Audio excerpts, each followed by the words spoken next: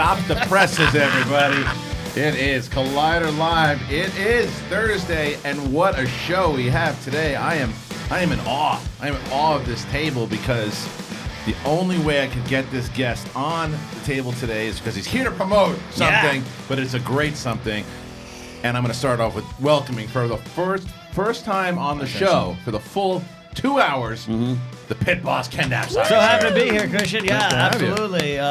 The book Why We Love Star Wars comes out May 15th. Bye! That's it. Buy your ticket. Buy your book. Yeah. Nice to have you here, Ken. Good to be here. Good to be here. It's Got up funny. early. It reminds me of the old days, the Toad Hop days, because you actually listen to this show. Or you used I to do, anyway. but it's something about the mornings. Yeah. That's how I got the producer job. Is I just had your Toad Hop show on Because it's a morning radio. Yeah. That was the thing. And he has nothing else to do. So that's why he watches us. Sure. I got Harloff this morning, and I'll tell you. You got Harloff I got this Harloff morning? this morning, and I'll tell you. How would your shower go? When it wasn't that, it was I was on Heidi and Frank, and all I'll say is this: I was on there, and we're talking about movies. Yeah. And Frank, if you know Frank, he started asking me about past relationships on the air. Oh, for no. certain things, and I was like, I'm like, yeah, you know, my wife's watching. Oh, Yeah. my wife's listening, and it was very interesing. I'll Yeah. leave it at that. But it was Yeah. it was a thing that he hornswoggled me. Hornswoggled.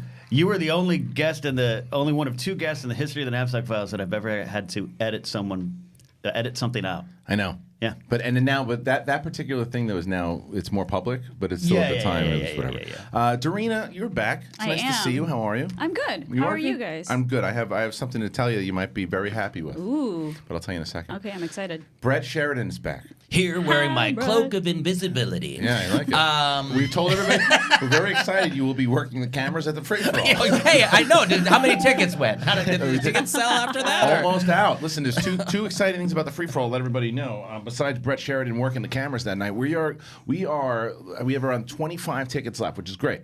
There was a wonderful fan who bought 5 tickets. And we are giving away those 5 tickets. And there's a way, if you go follow the Schmodown Twitter, and you can find out. Emma wrote me this morning, we're doing a giveaway. So you can, if you couldn't afford a ticket, there is a shot for you to get a ticket for the free-for-all. And we're right around the corner here, Ken. It's 2 p.m. Saturday. It's like your favorite Schmodown event, right? I love it, which is why I'm disappointed I'm not competing in it this year. Yeah. I want people to know that.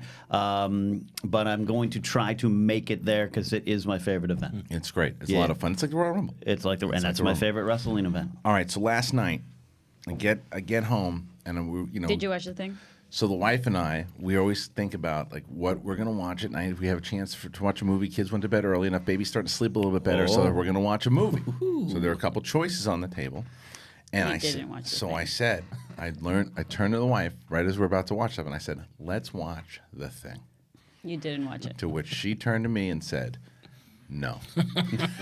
So, we did the second best. We watched Jennifer Lopez's Second Chance. That is not the second best at all.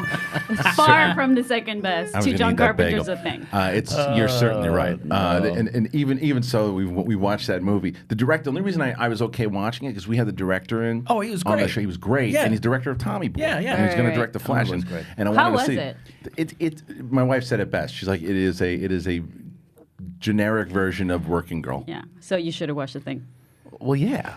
I mean, no Then shit. what? we You're not, didn't. but your wife is not going to watch it. Probably Sadie's not. never going to watch it. Probably not. Did I hear you say right that JT got you a copy of the thing? For my birthday. Because you hadn't seen it.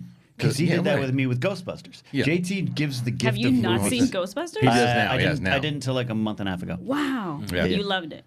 Yeah. Good. Sure. Yeah. Sure. I was like, oh, okay, that's where a lot of references come from. Right. Murray and Aykroyd are my two it's Murray's fantastic. yeah. It's so good. It's hard. Ghostbusters is great. It's hard to watch an '80s movie. Yeah. Now, if you haven't. Yeah, Yeah, it's hard. it is hard. But I am gonna watch it eventually. I promise you. Mm-hmm. Yeah. And the thing- But I've- 'cause I've seen you the know you thing. owe me once I watch it though. We'll You see. made I the deal. I don't think it's going to happen. I know. You taking him to Morton's too? No, it's not Morton's. It's He wants me to compete. Yeah, she said if I watch the thing, she will compete in the Schmodown as a team member or something. I don't care how it is. I want to play you in scores and soundtracks.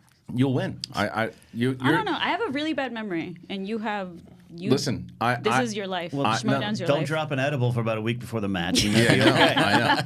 I know. I said for when it comes to scores and soundtracks as active competitors who have ever competed, I don't think there's anyone better than myself and Reilly. Those are the two best. Scores and soundtrack, yeah. I will tell you, and I am not too proud to say, I think Dorina would wipe the floor with Reilly and I. She knows way more about scores and soundtracks than we do. What if we just did like a fun exhibition match with several people? I'd be down to do that if I Patreon exhibition match to put you in there. I think you are that good. I mean, you are like the Sam Witwer of scores and soundtracks. There's no doubt about it. Can I work the camera for that? Yes, you Yes. can. Absolutely. You yeah. may. Yeah, I wouldn't talk shit to you. Be like, oh no, you're talking smack. I've sat next to Dorina at concerts to where I know majority of things, and she's like, no, it's from this scene. And I'm like, fuck that. I gotta have one skill. And it's pretty good. It's a good skill. Yeah.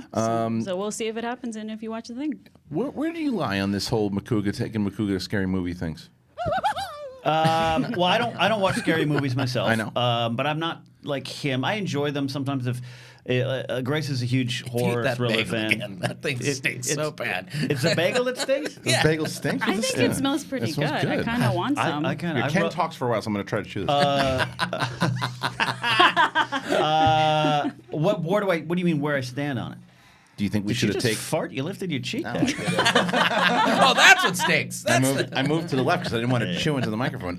No, for the bit, because you're a radio guy. Yeah. For the bit, we're having him go there for us to talk for half an hour about it. Oh, I think that's fine. Yeah, I think it's fine. I wouldn't want to be in the screening with him. I'd be like Ellis. I'd be like, I don't want to sit near him. Right. It's embarrassing. Do you get embarrassed? It's I was a little embarrassed. It's a bit much. It's but a I was bit enjoying much. myself too. Yeah, I mean, it's a great video. The VR videos were. Yeah. I loved those when this came out. Which reminds me, Cody, did we get an edit of the audio?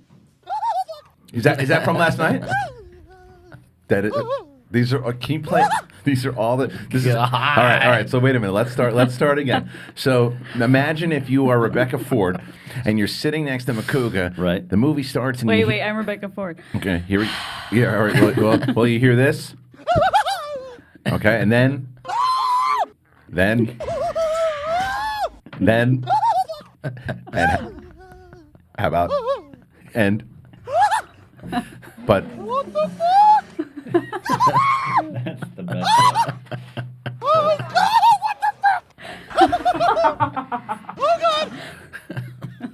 And that's all. that is the greatest hits. But Wow. how many? That's all from the movie? Yeah, it's all from your That's all screening. from us. Yeah, but I'm telling you though. But Dorina, that's and Cody. How many was that? Like 10? I got 13. 13. That's not a lot. That's crazy. I'm telling you, 13 we is not a have lot. to take him to Haunted Maze. I'm taking him to see Pet Sematary. I already RSVP'd for both of Okay. us. And Perry told me that Pet Sematary, she's seen it already. Is scarier? 100 times scarier. Really? Yeah. So I'm taking him to see it, and I hope we sit next to her. Just find her in the screen I when you know, get there. we should. She's probably already seen it already, too. She'd probably just recognize him and be like, I'm leaving. I'm out of here. Yeah, I'm yeah. moving At this point, seats. they're gonna have one of those faces on the like his picture will be when you walk in, and it'll be don't let this man in. Don't let him in. Yeah. Ken, tell me about the book, man. So I mean, I knew for a while that you were working on this thing. We couldn't say anything, obviously, and you told me right away, and it was. It's something you've been working hard on, and how did you get approached? Like, tell me about it. After my change in employment last year, I was like, what do I really want to do? What do I want to do? Right. And I thought I want to write a book. There's a couple ideas. Some I still want to work on. Some I might kickstart, all that kind of thing. But I had lunch with our friend Alicia Malone, and who wrote 2 books for Mango Publishing. And I said, I think I want to do this. And she said, let me talk to the editor. Within 3 days, I'd signed on to write this book. Originally called like 100 Reasons to Love Star Wars, but now it's Why We Love Star Wars, the great moments that built a galaxy far, far away. You got to have subtitles. And it's just 104 essays on my favorite moments in Star Wars. That's great. Books, video games, films. Everything. You wrote it all TV by shows. yourself? All by myself, yeah, in about 5 months. Couple nervous No breakdowns. ghostwriter on this one. I try to have Brett hang posters and make the cover, Yeah. but No, it was tough. didn't And work. you have you like interviewed people or you have quotes from them, right? Because Nathan Hamill Well, has. that's endorsements and blurbs, but Okay. yeah, Yeah. Nathan was But the gracious book enough. itself, though, the meat of it is all stuff that you come from Zed. it's all mine. Yeah, Okay. yeah. Well, you do, and you've talked about it on many shows. You got anxiety, and you can get inside your own head a couple times. So, Little bit. and like you said, this was probably a tough road to do because this is a lot of pressure. I want to write a book my whole whole life, right? Yeah. I'm one of those people. I think I got a book in me. What the hell does that mean? This one was a no-brainer, Star Wars, but it's hard. It's hard. And I would talk to Alicia a couple times, and she's like, "Oh yeah, breakdowns are normal." I mean, I'm talking screaming into my pillow so loud because I don't want the neighbors to hear me that I can't do this anymore. Right. Because you think you know what you're writing about. You gonna bail on it a couple times? I just was like, this is just gonna suck, and I'm gonna finish it. Was it just like self-doubt? It's not just self-doubt. It is like you just after a while you don't know what else you can put down, Right. and you can't. Something would be in my head. This is what I think about this particular moment in Obi-Wan's life. You couldn't get it out, and there'd be days I'd be like, "Cool, I'm gonna sit down for an hour." 6 hours later, not one word was completed, but there was other days where It just flew out. Yeah, just flew. So but you power through it. Yeah, you yeah. finish it, and you're happy with what came out. I'm pretty happy with it. I mean, this is the first book, and I think there's already things I'm like, we should have done that. It's out of my hands now. We're in the stages. The book was announced. How many pages? I think in the end, it'll be 208 or something like that. That's great, Wow. man. Yeah. So yeah, it's good. It's. Where's my copy? I don't even have copies You don't have yet. copies yet? Yeah, I Yeah, don't when, have copies when does it come out? yet. May 15th, but it's available for pre-order now. You can go to a lot of places, but Amazon's the best place to get it.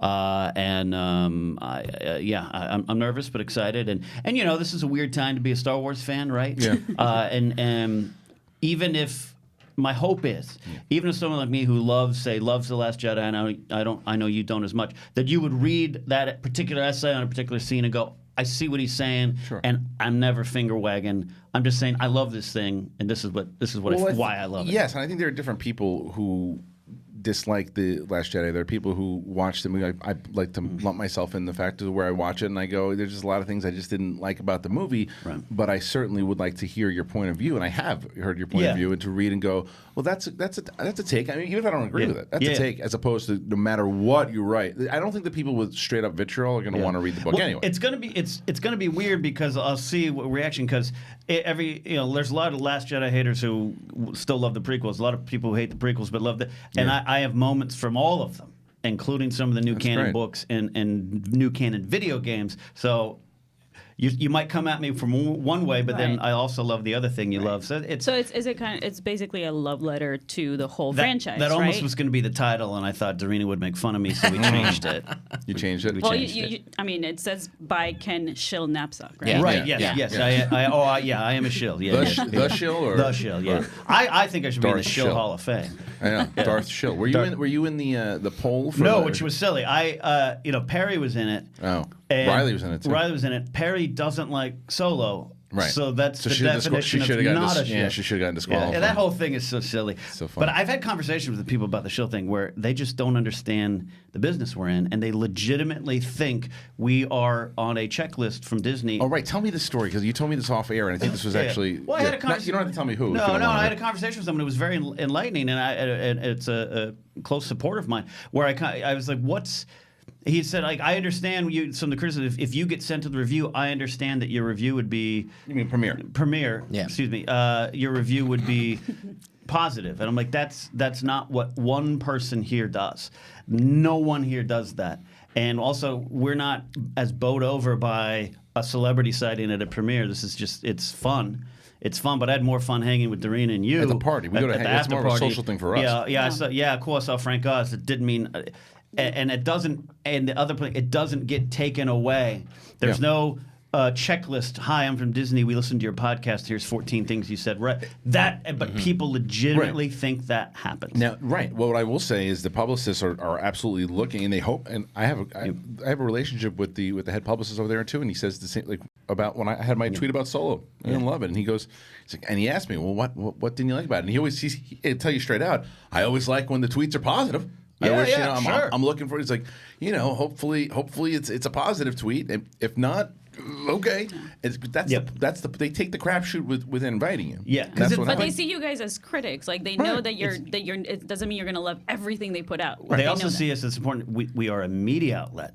Collider.com, Collider Video, Right. And a lot of people around and doing other YouTube things don't understand the difference between, hey, you're a fan doing a great YouTube channel and you have 100,000 Right. subscribers. Invited to the and we premiere, are a right. media outlet. We don't get access. That's part of the job. We're not being invited as influencers. We're not being We're invited being invited as influencers, media. yes. And that's what a lot of people. I mean, and you can't expect people to understand that. And that's the things like, well, they're only going because they want to get invited to these fancy premieres. I saw someone tweet, "Oh, you got your Celebration tickets." I didn't get press approval for Celebration until very late in the game. Right. There was no part of anything I've said that influences that decision. And even so, I am going, and Disney is flying me as far, but they take media because they want media to cover it. Yeah. Mm-hmm. If I had the budget that Disney had, right, I would fly out a bunch of media to go to the free for all. Right. Now I don't know if they're all going to love it, but I'm going to fly them out. I'm going to put them up and say, hey, and hell yeah, you know what? Go to dinner. Hopefully. You have a great time. I'll take you out to dinner. I'll take you to dinner. I want you to come and have a great time at the free for all. Now, does that mean you're going to love the free for all? Not necessarily. Does that mean that you're going to tweet out great things about it? Not necessarily, but I hope you do. Yeah, I don't think that's what Warner Brothers expected when they released Suicide Squad. Right. It's just, But they hope that by sending you to set visit and everything too, that you'll have a positive experience, that it'll change up. That's what they're hoping. it's the game. It's the name No. of the game. Oh, I've learned a lot. I've learned that if you have zero social media presence and you don't, pay attention to movies, that you won't get invited to anything. The only It's true. There was a director who a while ago claimed that there was favors and he knows absolutely nothing. Which director was it? Was it public? Yeah, it was on that other show, the Rebel Force radio show. But, okay. But some. Oh, you know, I know the what access, you're talking about. Yeah, Yeah, like that was- the access. How I got to go to the solo premiere? Christian Harlott's daughter couldn't stay up late on a school night. the truth. And that's why I got to go. That's the truth. Yeah. But Not because I wrote a book. But and some people might listen to that and go, oh, interesting. Other people are like, no, Yeah. no, and that's fine. Good. Congratulations on the book. Thank you. Amazon, Barnes & Noble, some other spots, but the big push is for Amazon. Just search my name. You can get it for pre-order now. And a lot of people are very nice by asking about book signings, events. I won't have hard copies at Star Wars Celebration, you unfortunately. won't? Oh, damn. It's right around the time what where I'll happened? get them. Missed opportunities like me yesterday. Believe me, we've been trying. It's Yeah. just a matter of time. But there's going to be some other events coming up. I've got something cool that Dorina has helped me with. That's going to be a cool publish. So I don't need to can talk do about it some more stuff. because I'm going Right. to not shut up about it. Are till it you comes as up. mad at me as I was at myself yesterday? Did you watch the interview that we had with that was with funny. Ramses? With Ramsey? No. I saw him come in and I had to go. I had my wisdom tooth pulled yesterday. So We had him on. like it'd kind of felt apropos with Ramsey. It did. We had him on, and You it was- looked so disappointed in yourself. I was so mad at myself. So Fernandez comes in, and we're talking, and he says, I got to tell you, I'm a little upset that you didn't ask him if he was going to. No, he didn't even say that. He said that he believes that Ramsey's going to wind up being in the Old Republic movie with Benioff and Weiss. And he's like, I'm surprised you didn't ask him about it. And I went, fuck. How could I not ask him about that? I mean, if with him, I had my questions. If it got to Ramsey stuff, I wouldn't have thought about that. But wouldn't. But he it probably just- couldn't talk about it anyway. But you still could have asked some questions along the lines of, if there'd ever been talks, do you think what do you think their movie's going to be? I could have talked to him a little bit about Star Wars if he was a Star Wars fan in general. I normally do that to everybody. Sure, yeah. And I couldn't believe that. Don't beat yourself. I know. And the Old Republic stuff, just like it's more and more rumored out there. Yeah, it's not in production in the fall, but. Not involved. No, is that what the rumor the is? story That's not. No, that is it's that part- Cassian Andor's going in Yes, production in the fall. it is not. not. that. No, the fall thing is not. I don't think true at all. But Yeah. the fact that it's going to be set a long time ago. The words formation and Jedi come to mind, Yep. not so much Yep. Bane, Malgus, and Is that what Revan. they think? Is that what I the think report is? fans here, Yeah. they're doing an Old Republic movie, and they're like, yeah, Revan. No. Brett, No. do you know what any of these names are? It's the Peanuts parents. It's the Peanuts parents. What have you been up to? Where the hell you been? Weren't you supposed to be here on Monday? You were in New Orleans. I was in New Orleans again. Why? Yeah. What were you Well, doing in New Orleans it was bad planning on. I mean, we booked our Mardi Gras tickets, and then after that, my brother said, "Oh yeah, you're going to be the godfather to my daughter, and we're going to have that on St. Patrick's Day." So then I had to fly back out for that, which was great. So I got to go out and I saw the St. Patrick's Day parades and what have you. New Orleans from Mardi Gras and St. Patrick's. Yeah. That's Yeah. like a Hall of Fame list of Yeah, parties. yeah. That's like what Motley Crue would do. Yeah, and a baptism.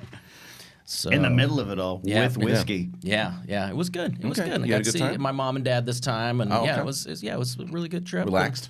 Yeah. It was kind of weird. It was too close together because Yeah. I felt like I a lot needed of to get flying. back and start getting to work and stuff. So it was kind of like, what am I doing here? I haven't had, I had like one vacation. We go to Palm Springs once a year, and then now I have back-to-back ones like that. I felt guilty and weird about It's it. one of the reasons I got out of comedy because you're flying that. I mean, it's Ellis flying out like every weekend. Yeah.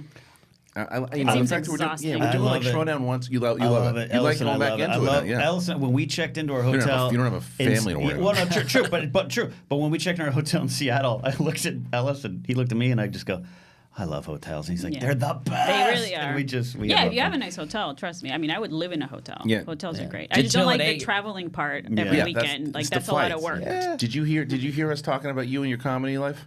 Your comedy career? Did you hear about I heard something saying I was bad once and I'm good. that? No, we never said it. You didn't say you were bad. That was the exact word. Yeah. I Never heard there was said- some dispute over Seattle and the badges. I heard something like that. Yeah. Oh yeah. No. It was not that you were bad. It was you and I had those conversations many times back in the day when Mulligan, Mulligan was on. We were talking about you, and it was Kate's great. Yeah, and we were talking about how you and I would talk about this guy wasn't coming out on stage. Oh as much. yeah, no, 100% accurate. Yeah, no, and now he is. Struggled because I'm not doing stand up right now, which is interesting. I'm just You're hosting up on stage. but yeah, that's yeah. but that's what you were. But that's what a lot of the times. Yeah. Well, you had to. Oh, you're right. You had to open up with like 9-10 minutes. Yeah, But now we you're just did it. opening with riffs with Macuga. No, there's not a word planned. There's Yeah. not a word planned. You're Like, Ingram. You're doing it. I'm doing it in Ingram, but we're improv bits. Yeah. You know. No, I sucked as a comic for a long time. Like I had some brilliant nights, some great nights, and then I had some absolute I should have quit the business on the stage nights. Yeah, see, that's inside your head. I don't ever agree with that, but I think that I'm glad that you're back into it because It's you've been been doing it a fun. lot now You're too. liking it, right? It seems like I'm you guys are I'm enjoying having a it. blast. Yeah. You know, there's You no. guys did a great job. Thank you. Yeah. Is it Oh, better yeah. now too because you know there's an audience who knows you and stuff? I heard you say that, and that's 100% accurate. Because Yeah. especially for me, like I'm pretty sure Brett doesn't like me, so right now I feel like weird. Like I'm Yeah, trying to yeah, make Brett right, like me. right. You know, the last stand-up show I did, Ken was Which on was it? one of the most hilarious. You made When that was joke that? about your wife. Oh, that was the one at my That- birthday party. it Oh was- no, there was one Jody Miller's class you hosted, I Oh, I think, did- and then yeah, I did yeah. the actual when I did a set that I planned. But you and- did, at Christian's roast, he did that joke about his wife, and I forget what it was, and it was like something about her not being good looking, which is That of was course a great, huge yeah. lie. And it My was wife's just- not a looker, but she can cook. She can Yeah. cook. Yeah. And it brought down the house. No, Brett is way funnier than I ever would be on stage, but I it's want to been get fun. him on that tour. Yeah. I mean, Let's do to be clear, there's no. God bless her, but there's no guarantee. Ellis chooses who we want. Yeah. We're not going on every place. Put it in New Orleans. I'm there all the time. So you might as well. Cafe Yeah. Dumont, just do an open mic there. So what do you got? Is the next one Chicago? Is that the next one? Chicago, San Francisco, Houston. When's San Fran?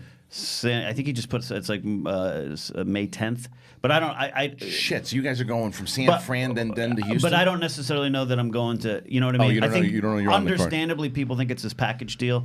The Afternoon Boys and Ellis. It's not necessary. It's just worked out that way. I see. But you guys are going to do the live taping, right? Chicago, we're just yes, yeah. Well, I mean, again, guys, listen. If you want to see Ken and Macuga hosting the show for Ellis on Friday, April 12th in Chicago, tickets are, I believe, still available at markellislive.com. And the following night, please do it. Thank you, Shia, so much. It's very nice to hear from you again. I missed you, buddy. So if you guys then. Yes, but please don't interrupt me, Shai. I'm trying to plug the April 13th day. Please get tickets for that. If you can get tickets for April 13th. Don't let your dreams be dreams. I understand what you're doing here. Thank you, Shia. I mean, you're right. If they've dreamed of going to the Schmodown, then they should do it. Yesterday, you said tomorrow. They did say that. Just do it. Absolutely. Yeah, Wow. just do it. Go April 13th. Get your tickets. There are over, we're like 775 tickets we've sold so far crazy. for crazy. Chicago. It's going to be nuts. I think that Make your dreams come true. they get it now. All right? They get it, Shia. Please, know your rhythm. Do it. Keep going, Cody. Are you done with your plug? Yes. Because I want to know why you have 7 plates for 1 bagel. Oh my God! Count it out there. You're You so just grabbed the wasteful. stack? It's just two. Hello, I'm Christian, Captain you're- Is that Environment. 3? No, it's just I two. think you got 3. We Just need to two. save the At planet least 3. one bagel No, at a it's just time. 2. Is it 2? Oh, you're No. right. It's straight. I mean, these can be used again. Those can be used again. Yeah, those are As long as you didn't I leave know. the oven on again. I didn't leave the oven on. That one time that you stone. burned Wendy. Yeah. I got to tell Wendy you. got burned. I got to tell you. burning Wendy? I think the stove was not on. I think that it was just still hot. It stays hot. I think she put her hand on No, it. I think you fucked up. It's the fucking thing is red if it stays on. Yeah, it's not a. It was not. It was It's not not on. gas. It's an electric just- one. They Do you mind stay- You're taking a look eating at a it, bagel Brett? out Yeah, I'll of go 4 see if I plates. can fix It's a that. different thing. I turn that thing off every time. If it was red, I'm gonna call BS on that. We'll never be able to I prove it. disagree. The What most the fuck I do you think know you're about it? Always. That'll be a new Collider doc. The real travesty around here is the inside of that microwave. If you try to put something in there, you have to move out like chunks of food. No one. I don't There's think like a anyone's hobbit no one's living in cleaned there. that thing. Yeah. No one's All you cleaned do is you throw a bowl of vinegar in there, heat Let it it up for a explode? couple There? minutes, and it Is that loosens true? all that crap up, Look at and you. you wipe book, it down. That's the book you need to write. I know. Vinegar. Helping digital media nerds in a Clean their modern microwave. age. What does that mean? I don't even know. No, there's a big red light in the corner. Oh, it means that we got to wrap. It means we got to wrap up. Means there's a- Yeah, nice. Well, you know what? Hey, look, a bird! I think you just booked. A spot at Ellis's thing. You can pay attention to the red light. Do you want to host, Brett? Give it a whirl. Am I right? Oh, you're right. Yeah. Yeah, you're right. Yeah. Okay. Yeah. So, all right. Listen. The reason we got that red light is because Matt Mercer, the friend of Ken Napzok, but also Yeah. the very talented voiceover actor, he is going to And be. Dungeon Master. Yes, he's going to be in studio in just a second here. We're going to go to break, and when we get back, we're going to talk to Matt Mercer. Just a moment. Peace out.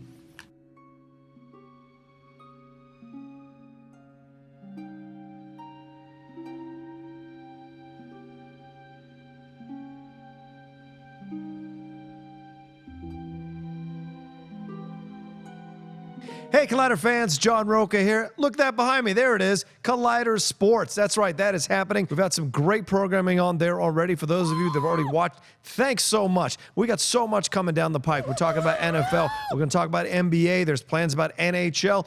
Golf is in the equation now. And, of course, the Premier League show that I host with Jack Hind, that's been in motion for the last couple of weeks. And then an MMA show is on the way from Dennis Zhang, me, and Jay Williams. All those things are happening here at Collider. And look, we want to hear from you, so we want you to listen. We want you to watch. If you're a sports fan, even if you're not a sports fan, we might entertain you, teach you something new about a sport that you may not have known much about, or maybe so deep into it that you wanted to learn even more about it. We've got you covered. You can do that. Follow us on iTunes and on YouTube. You can there watch all the shows or listen to all the shows that you want, and then leave us comments and rate the shows as well and review them, and then let us know what other sports you want us to cover. Look, we're not touching rugby. I'll just tell you that right now. That's as far out as we'll go, or cricket. But maybe in the future, if we go Collider worldwide, that's certainly a possibility. But for right now, Collider Sports is there for you. Take a look at it, take a watch, and let us know what you think. Oh, hi guys. It's Perry here, and I am going to tell you about The Witching Hour. It is the show that I host along with Collider.com's Haley Fouch. It is in podcast form on the Collider Factory feed, and we also have the video up and running every Tuesday for you right there on the Collider Podcast YouTube channel. We talk about everything horror. We're talking TV, movies, the newest releases. We talk about movies that are celebrating anniversaries. We've even talked about books. It's crazy.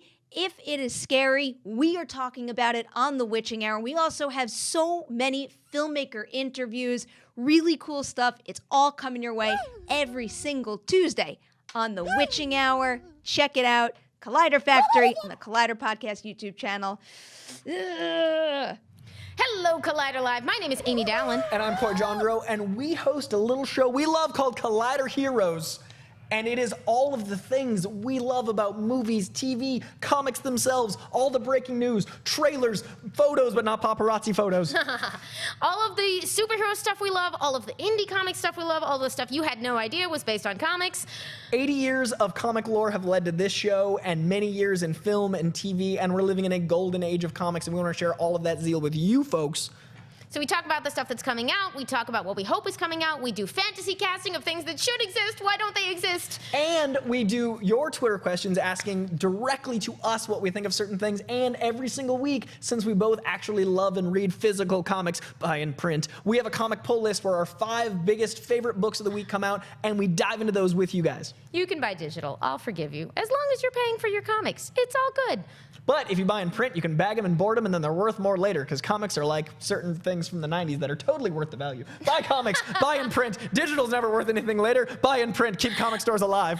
Or we can debate collector's items all day long. We can debate casting. We can debate movie news. We can have all of our friends come join us, as we frequently do. We can ask professionals about their work. We've had some amazing guests come by the show. Yep. We try And to you have can catch it people every Wednesday. that are on these properties that also love comics. You hear what it's like from their perspective, from inside, from outside, and this is all with the focus of bringing all this news to you guys. And we're here every Wednesday on Collider, and we love this stuff and want to share it with you guys. We'll see you then. Hey guys, Reilly here, and let me tell you about the Reilly Roundtable. That's right, they gave Reilly his own podcast. The Reilly Roundtable is on its new home.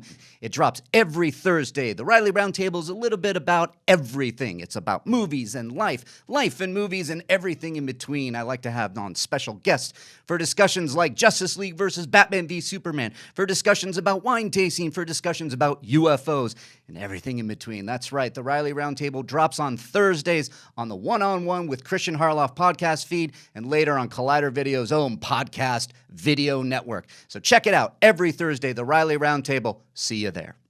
Hey everyone, John Roca here, one of the hosts for Collider Sports Time. That's our new show there on the Collider Sports Network. It's our flagship show, just like Collider Movie Talk. We get on, talk about a bunch of sports issues of the day and what is burning up social media, what topics are burning up social media. That's what we do on Collider Sports Time. I'm joined by my top 10 co-host, Matt Nost. Me and him, we welcome a bevy of guests every week to talk about NFL, the Major League Baseball playoffs, NHL, and the NBA, which is starting up soon. We're going to talk about that. We also get into UFC stuff, college football, all the stuff that's happening in the world of sports. We're going to cover it on Collider Sports Time. And we're going to take the time to break it all down and give our opinions and our unique takes and unfiltered thoughts on what we think about the sports news of the day. So don't forget to join us every week on Monday for the Collider Sports Time show on the Collider Sports Network. And don't forget to subscribe on the Collider Sports Network on YouTube and on the Collider Sports podcast feed. We're going to bring you all kinds of stuff. Hope to hear from you soon.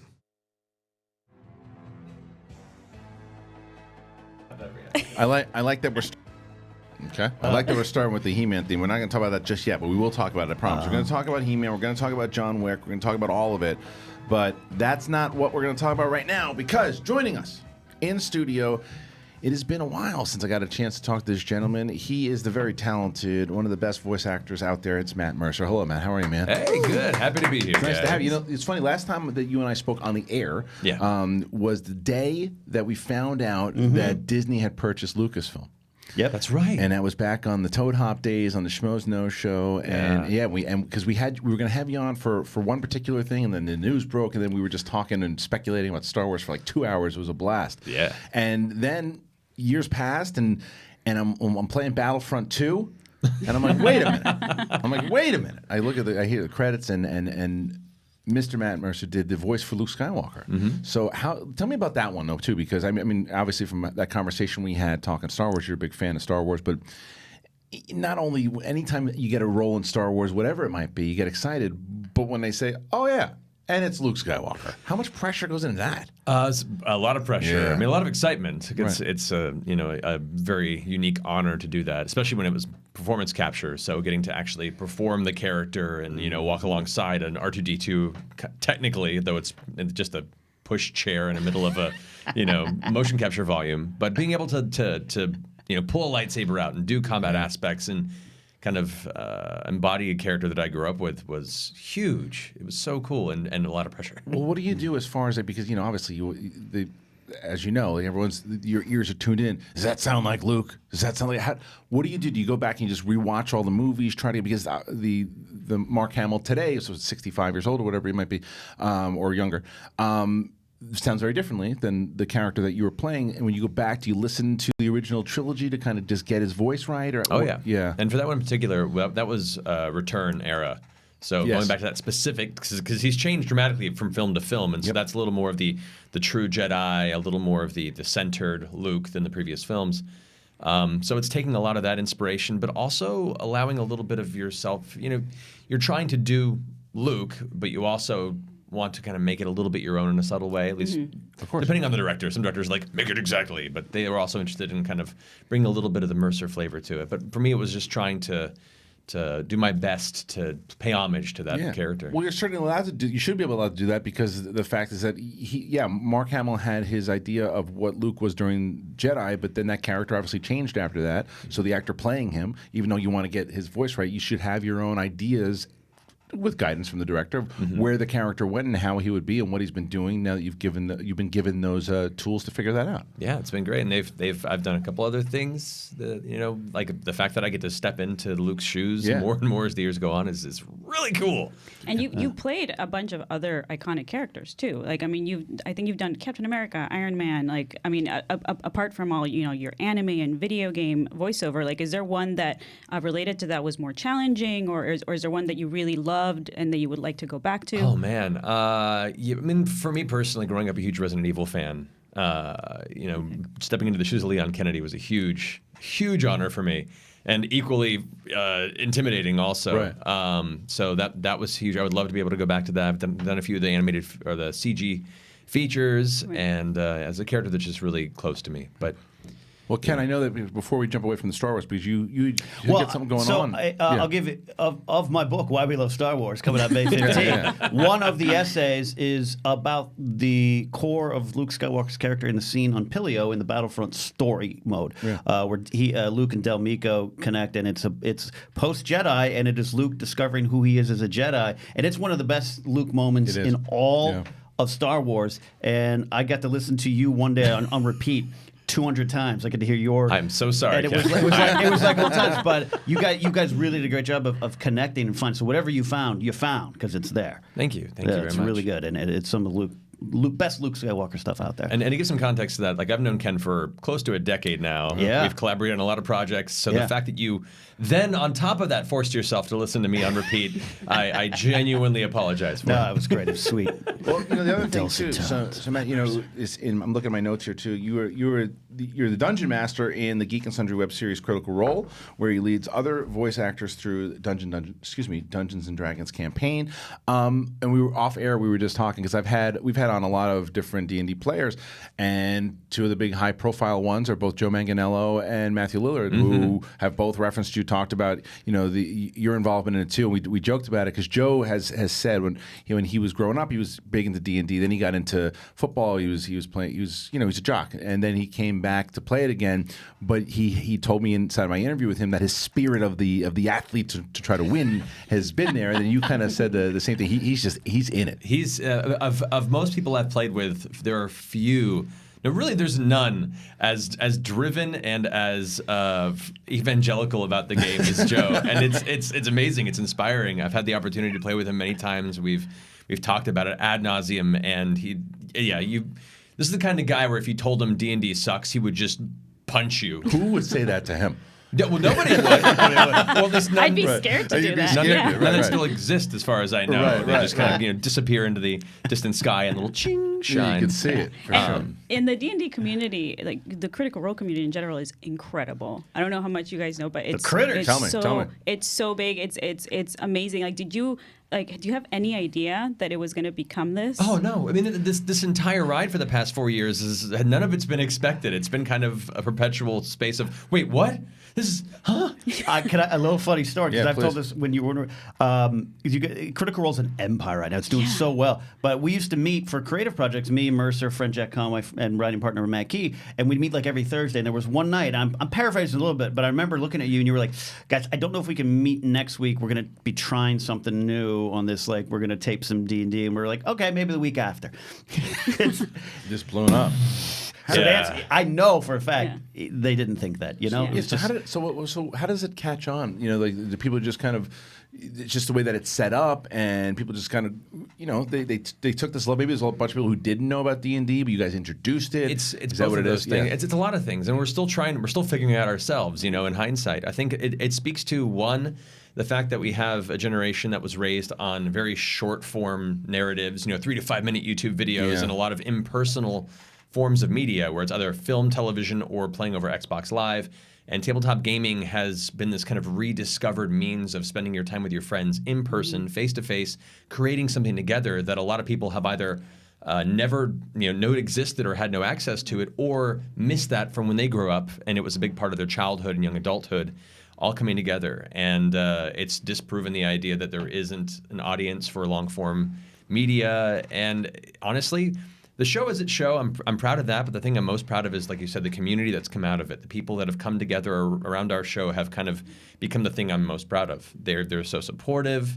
They're genuinely kind of this force for good in the geek sphere, which often gets a lot of bad attention with a lot of fandoms. And I'm blown away and super proud of all the critters out there. Well, it's crazy. that's the trick. And you're right, because that's one of the things I'm most proud of. We do the movie trivia Schmodown, and the community. It's very positive, it's supportive, and it makes you feel good about what you're doing and about the fact that your message is getting out there, because you want people to have fun. That's what all this. Whether you're watching movies or playing D&D, you just want people to have fun. But I noticed you got a ring on the finger too. Yep. Does your wife play D&D? She's on the show. She's on the show. Yeah. Marisha Ray is on that. She's also the creative director of Critical Role, so she's a badass. Okay, so this is my thing, though. This is why I ask. I ask this because that's another reason. Do you have children? We do not have children now. See, You have a I'm bird. so Come jealous. on. We have a bird. It's Not not a jealous. child. I love my kids, but what I'm saying here is that he's got I can't watch the thing because my wife won't watch it at night. I've never seen the thing, the John Carpenter's thing. You get to play. Your wife's the damn creative director of this thing, and you get to play. I mean, this is just one more thing to be able to do, because that's so much more encouraging. Christian's trying when to you sell have his that. children. He's trying to auction off his or children. teach them how to play D&D. You know, Honestly, Yeah. D&D, one thing that's really come out of the recent resurgence in tabletop gaming is families playing together. It's become a way for kids and teenagers to reconnect with their parents during times where it's generally more tumultuous. Yeah. And they have a family game night once or every week or two where they play and create this together, and it's formed like stronger bonds at times where it would be awesome, hard to man. connect. I Yeah, love it. that's And do you think that's because so I actually enjoy competitive games where I get to destroy my friends and win. So D&D was actually hard for me to get into, because I'm like, what do you mean we have to collaborate? Like, I don't get to beat you, you know? Yeah, totally. You could turn on them. Yeah, exactly. Just That's roll true. a That's 20 true. for treachery. Yeah, that goes really well. That's true. But do you think that's what it is? It's because you have to actually, like, people have to come together and work as a team, you know, and try and are trying to achieve the same goal, and you have to actually like work with people and be a team player. Yeah, it's collaborative, and it's one thing to be like, all right, we're trying to beat this board game together. You did some good rolls, cool, we're done. It's another to have weeks and months of a long form story where you are helping each other when you're low and celebrating each other when you're victorious, and it becomes just this very positive, reinforcing bonding experience, whether they be friends or family. So yeah. So because how many people are involved in the as far as like the creative team with Critical Role right now? Our main group of players, it's me as the Dungeon Master, and we have 7 players. 6 most of the time. One of our players is Ashley Johnson in the show Blind Spot, so she's in New York for most of the year, but we're hopefully getting her back soon. So that's us there, and then just kind of as time has gone on, we've had to grow just to keep up with all of this. So we have a really talented team that helm our production, that helm our social media, and we're just kind of trying to keep up with all the things that are being required of us in the social sphere. Right. Well, that's my question, because you're very busy as far as voice acting too. You're doing a lot of different things. Do you find some conflicts sometimes where you have to work and you get a lot of time you got to put into? Yeah, we're part of the hiring process has been difficult because, one, it feels weird to have a company that grew out of this, but it was out of necessity because we're only able to do so much as people, and either we have to stop doing what we're doing or any of the possibilities that come out of it, or we have to bring people that we trust on board to handle that responsibility. So it's been a lot of very careful vetting and bringing in people that we either can trust or we've come to trust to handle and delineate responsibility to, and it's turned into a fantastic team. Captain Treachery over there wouldn't be on the team. No. By herself. But, No, can I just be the villain? Yes, you already are. You are. And I know you pretty well. I know you're a very humble Stop man bragging. by nature. No, You're not. I just know you're very humble. I know you're a very humble man by nature. But you guys have just Now kiss. You're in the process of the most historic Kickstarter campaign ever. How historic? Tell me why. What's going on? Oh man, You have no idea. No, I don't. I want to know. It's crazy. Okay, so as part of our show, we've been running it for 4 years now. We've always thought the idea would be fun to do something animated, but we don't have the budget for it, and we pitched it around a little while. But it's hard to go to these big, Netflix and Hulu and these companies and be like, we want to do a cartoon about our Dungeons and Dragons game, and everyone's like, what do you mean? Chomp chomp. Who's the lead? Yeah, Right. exactly. Right. So it was hard to do, and we were pretty much about to give up. And then we decided, well, we'll go ahead and try Kickstarter. We'll see if we can at least fund maybe like 22 minutes of animation to say that we did it, and just to see that it existed. So we put up a Kickstarter, we put up stretch goals, and within the first day, we blew through all of our stretch goals. Wow. We've been out for a little over, or about 2 weeks About 2 weeks, almost. yeah. And we're sitting at around almost 7.8 million. Holy shit! Yeah. They were on Forbes and everything. Like it's yeah, crazy. It's the most successful Kickstarter for any like film or media. Wow, it's incredible. We did not expect. It has been absolutely insane. Cody, do me a favor. Send my resume to Matt Mercer. It's the craziest thing. So you're gonna start playing D&D now? I'll do whatever you want. Let's turkey coffee. 7.8 mil, dude. Congratulations. That's fantastic. Thank that you. goes back to exactly what you were saying, though. That is what I wish people would look at. It's because what you did is the reason why you got that support is because not only the creative, it's because of the community that you built. Because that community supports what you do, and because of that, that's why you're so successful. It's not about trying to just say, well, you know what, they'll like this if we do. That person did that, so why don't we do that? No, you followed exactly what the creative was, and you trusted in your audience. Good on you guys, man. Thank That's you. that's Thank you. fantastic. Yeah, congratulations. That's incredible. Yeah. Thank you. It's been a very big basis of every step we've taken in this is trusting that the reason people are even here is because we're being honest and genuine to ourselves and what we want to do, and we want to try and make them proud. That's good, man. All right. Well, look, we said nice things about you, so you're gonna buy us lunch. Okay, sounds good. All right. No. Let's move. Let's move on to some other stuff. Though. What are you working on as far as with your acting? With any new characters? Any new shows that we should be looking out for? Ooh, there's a bunch of things I can't talk about. Okay. I'm under a lot of NDAs I love about right your now. industry because that's like 5 years away from now. Right. You're doing and a you voice shot it 3 years ago, and it comes out. Yeah, Exactly. it's mildly frustrating. When it does come out, I have to be reminded that it's out now. I'm like, oh, cool. Now I can talk about it. Oh, that's right. I Right. was Luke Skywalker. God. Yeah, Right. yeah. Let's see. Recent things. Yeah. Don't get in trouble. I know. That's what I'm trying to think yeah. of what I can talk about. What happened with Thundercats, right? You did that. That was 2011, 2012. Yeah, Now, it's funny because I was talking to my wife the other day because, this He-Man news came out today about the live action stuff. And long story short, Mark Reilly and myself were involved in a He-Man project during Joel Silver. And I'm very passionate about He-Man. I believe that it should be Star Wars meets Lord of the Rings. And that's the direction I want it to go. I don't think it's going to go that way, but that's another story. And my wife and I were talking about He-Man growing up. And then I started talking about Thundercats. And I was like, I remember this trailer that they made a long time ago with like Brad Pitt as you remember that? Yeah, the fake fan trailer. Yeah, and someone had told me that there was, and I I never got a chance to watch the 2011, 2012 Thundercats, and you were Tigra? I was Tiger in that one. Yeah, man. So tell me a little bit about Thundercats, because do you think Thundercats could work as a live action movie today? I think properties like that can work, but it has to be done delicately and with the right people. Agreed. It has to be people that are passionate, like the Taika Waititis, the people that are not just genuinely talented, but love the source material and want to make it something special. Yeah. That the 2011 Thundercats is still something very special to me. It didn't go past the first season because I think maybe it was a little bit ahead of its time, and it didn't have the toy support, which unfortunately is That's a the motivator business. for a lot of cartoons. But I'm so thankful to be a part of that. I got to work with such greats as Will Friedle has been a longtime friend of mine now since D. Bradley Baker, Kevin Michael Richardson, and then directed by Andrea Romano, who is one of the greats of animation. So it kicked off a large part of my career, and I owe a lot to that project. Plus, a kid that grew up loving Thundercats. That's what I'm saying. to Yeah, be a that's part yeah, of that. we're all same generation, so I was figuring you love it. No, it's great. Tell me to move on if you're not allowed to talk about this, but because you mentioned D. Bradley Baker, have you talked to anybody regarding this final season of the Clone Wars?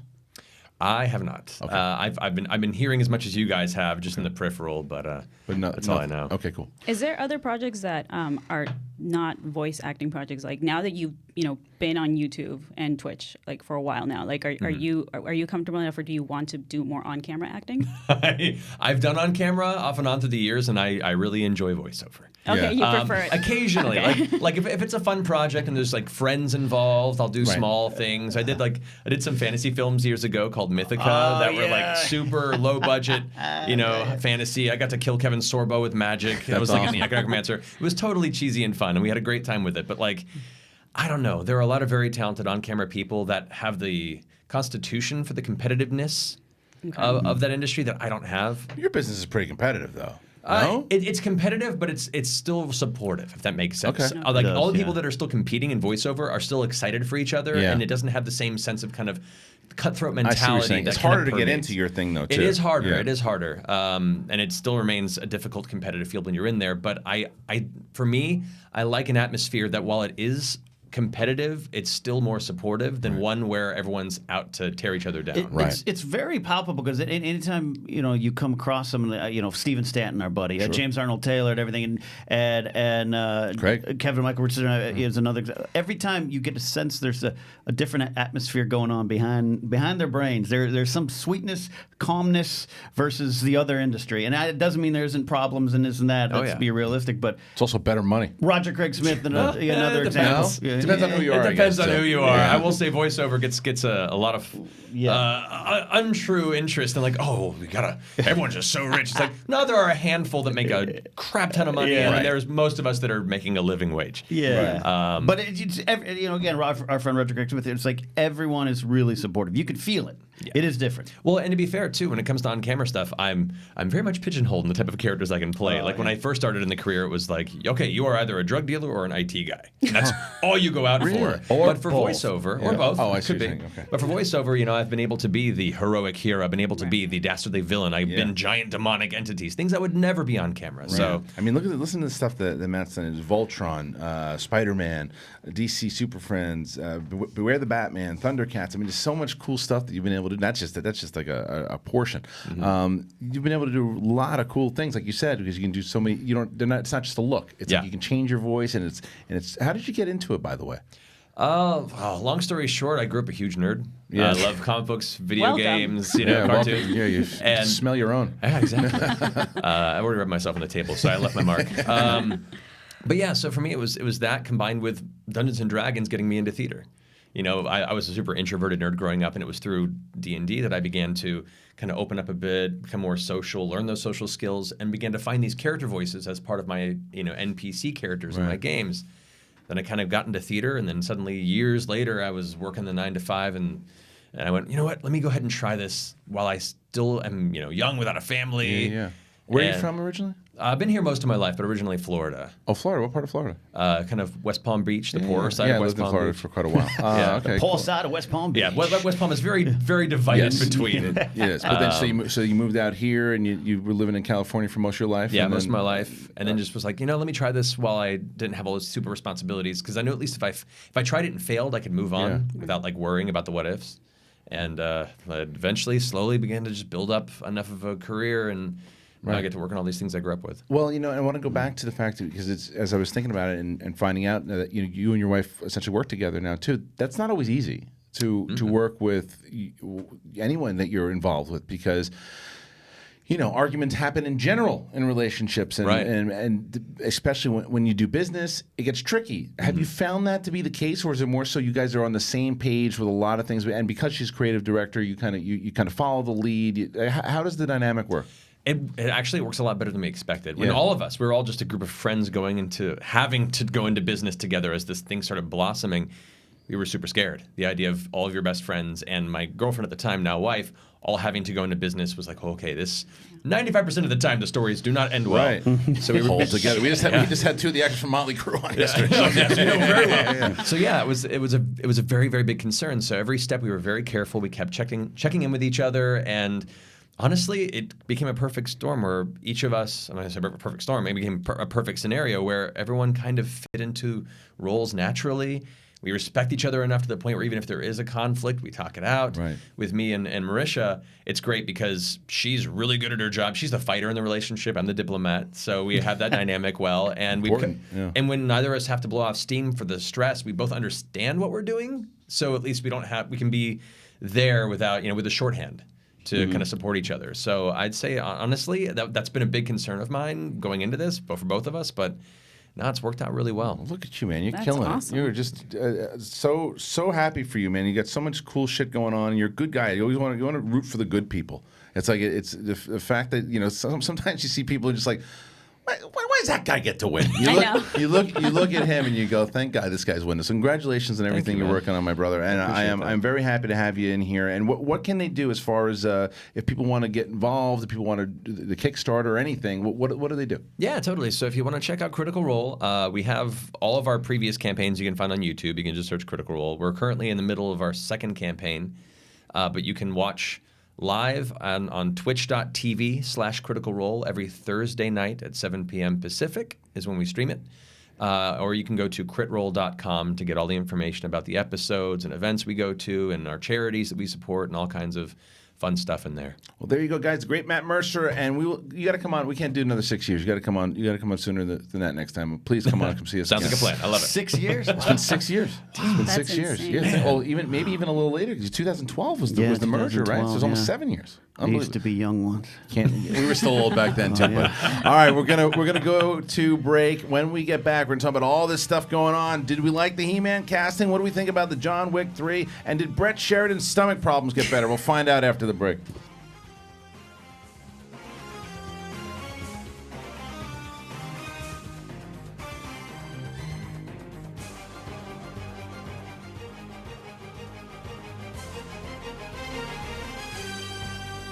Hello there. No, it's not late to the party. That's actually from Obi-Wan Kenobi. You didn't know that? Well, you should, and now you do.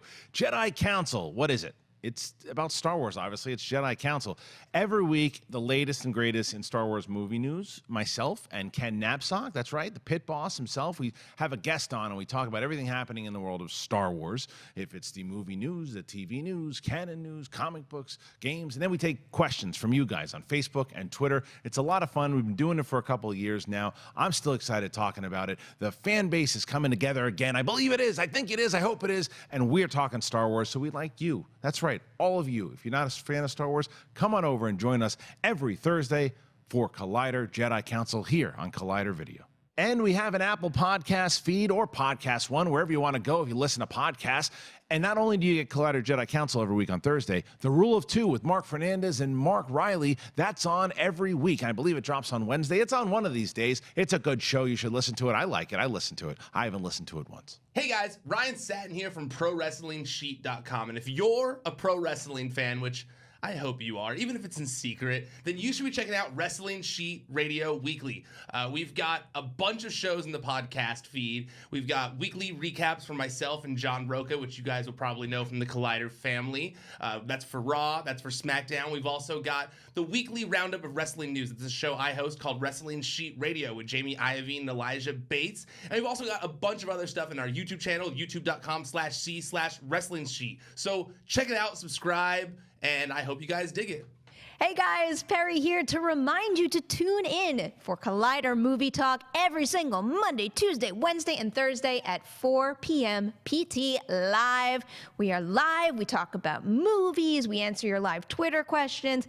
It's so much fun. We talk about everything from box office to all your favorite superhero movies. We talk about horror on a good day for me, and who knows, maybe even a spoonerism will happen. I don't know. That's what happens when you watch Collider TV Mock, right? Are you going to watch? You better watch. Go watch now.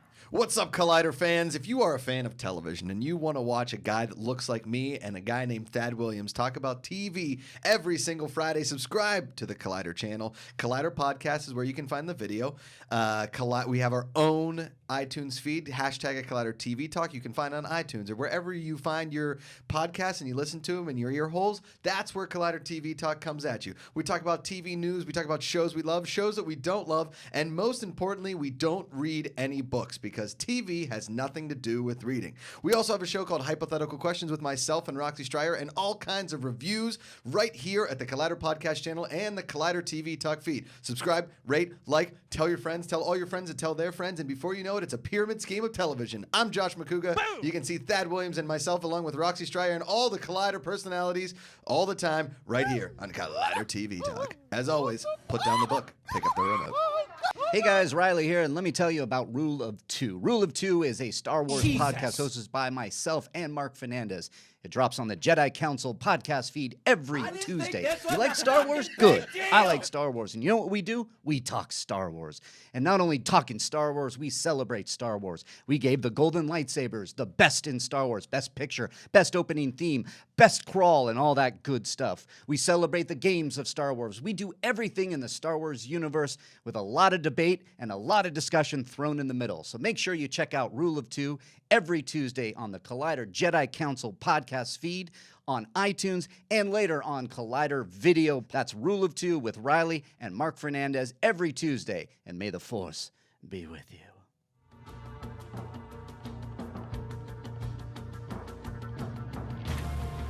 And we're back, ladies and gentlemen. It is Collider Live. It is Thursday, everybody. And before we get into some of the topics that we're going to really dive into, I want to let everybody know that on March 27th, you can watch the first 2 episodes of Amazon's Hannah, plus a Collider's meet and greet. This is on Wednesday, 3/27. We're doing a screening for the first 2 episodes of Hannah. You can, and Reilly, do you know where the actual screening is? It is at ArcLight. It's at the ArcLight Hollywood, and that is March 27th. You can watch the first 2 episodes of Amazon's Hannah, plus there's going to be a Collider meet and greet. So check that out, and I think if you go to the website, you can probably find more details there. Yes, indeedy. March 27th. All right, I do, before we get into a lot of these topics, and I didn't get a chance to watch that trailer. I wanted to do that, but Matt Mercer was in here. I guess we'll go. We've taken 2 breaks already. Shitballs. I really want to watch that trailer, and I don't want to get flagged for it, so maybe we can just try to figure that out. But do you if you just have the audio off? Maybe. Well, can we just watch it? I got to see the audio. Maybe. I mean, the audio. It's not. Step out for a few minutes. I might have to do that. But look, the other thing I want to talk about. We should just have opinions without watching it. I mean, know, right? Yeah. Look, I didn't see the first 2, so I'll just pretend. I'll just be like, you haven't seen John man, Wick? Yeah, that helicopter's gonna crash into that bus. Fast lane. But I gotta bring. Dude, Ken, do you like action movies? He does. Dude. I just don't like movies. Yeah. John Wick is awesome. I don't say it's not. I think you would like it. Okay. This is also the person who spent 72 hours in Seattle going, do you want to try drugs? Do you want to try drugs? You should try drugs. Have you considered drugs? Are you talking about pot? Uh-oh. Okay, I'm going to move on. Pot's not a drug, it's a medicine. All right, listen to me. It's a medicine. Here's something that I have to ask, because it's very important. Matt Mercer's in here.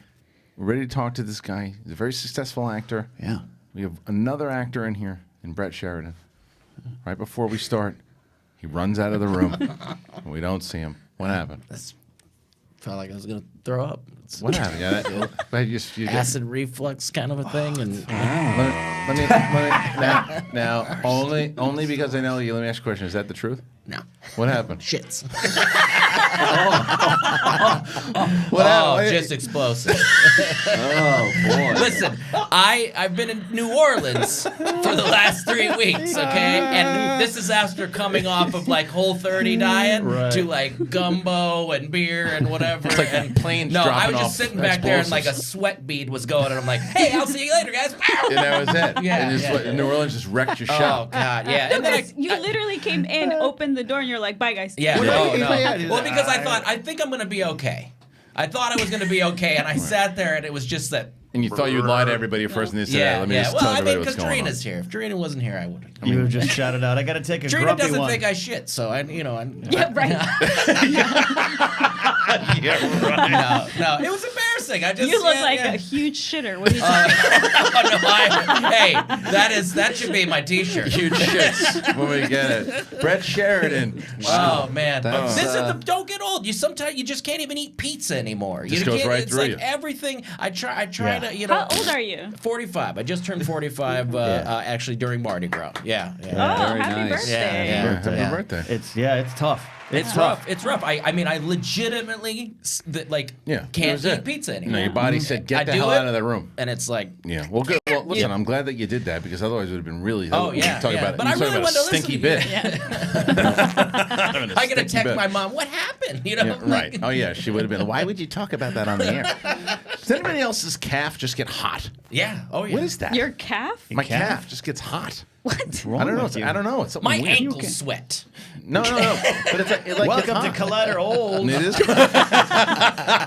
What's your problem that you didn't have 2 years ago? I stand up and I do this thing with my back now. I take my two fists in my back and I crack my back. It's just, it feels wonderful. Oh, you know what you gotta get? What? TENS machine. It's a little The hell is that? electroshock thing. Yeah. No, it's great. Oh yeah, those actually are good. Oh, it's That's so good. Those good. things they sell at mall kiosks. No, yeah. You can get them on Amazon. Infomercials. Oh yeah. Are you all filtered out though? You're I'm pretty good. good. Oh, I'm okay, ready to good. go You're clean. now, All yeah. right, good. I can You're ready run to it rock. Precious and Daisy. Yeah. Is that why you were hurting in the beginning of the show? Yeah, it was a little hurting. I thought I That's took why care you were of- quiet. You're trying not to move. Just don't Well, move. Mark Reilly, you've joined us. Yeah, hi. All right, you sent me a text yesterday. A few things, big news dropped yesterday. Like we got a couple of stories. The first, we changed our headline like 3 times because we did. We were initially going I to. thought you always do that. It just depends on what it is. It depends on what it Depends is. on the news. And the first thing, let's just start with the first story. The Fox and Disney merger. Yeah. It's going through. Done It's deal. official. It's a done deal. It's a done deal as of like midnight Last night. And with that came all the tweets about when the X-Men are coming. I saw this. I thought that this was I mean, this kind of just goes with the saying of the internet's being silly, but it's like 2021, right? Yeah, Well, it's a so while. the that's thing not that a while. It's 2 years. THR did is that, and I That's like not this a while, saying. but- No, yeah. right. They said if unless Kevin Feige has a script for X-Men in his desk drawer, let's look at this reasonably. Right. We probably won't, and they did source this thing, finding out that they're probably going to film Eternals this year. Okay. That'll be on the They're still docket for the doing that. MCU. All Yep. right. And that all we know is Spider-Man: Far From Home. Right. And that's about it. After Endgame, everything's going to start coming. Right. We're going to get all this news. But Right, they're keeping stuff under the vest because Yeah. they don't want anybody to know yet because Yes. it could give away stuff that happens in Endgame. Patience, Sure. young Padawans out there. So then, what they said is, listen, we know we're sourcing this. Realistically, 2021 is when you can expect maybe the X-Men finally getting folded into the MCU. Great.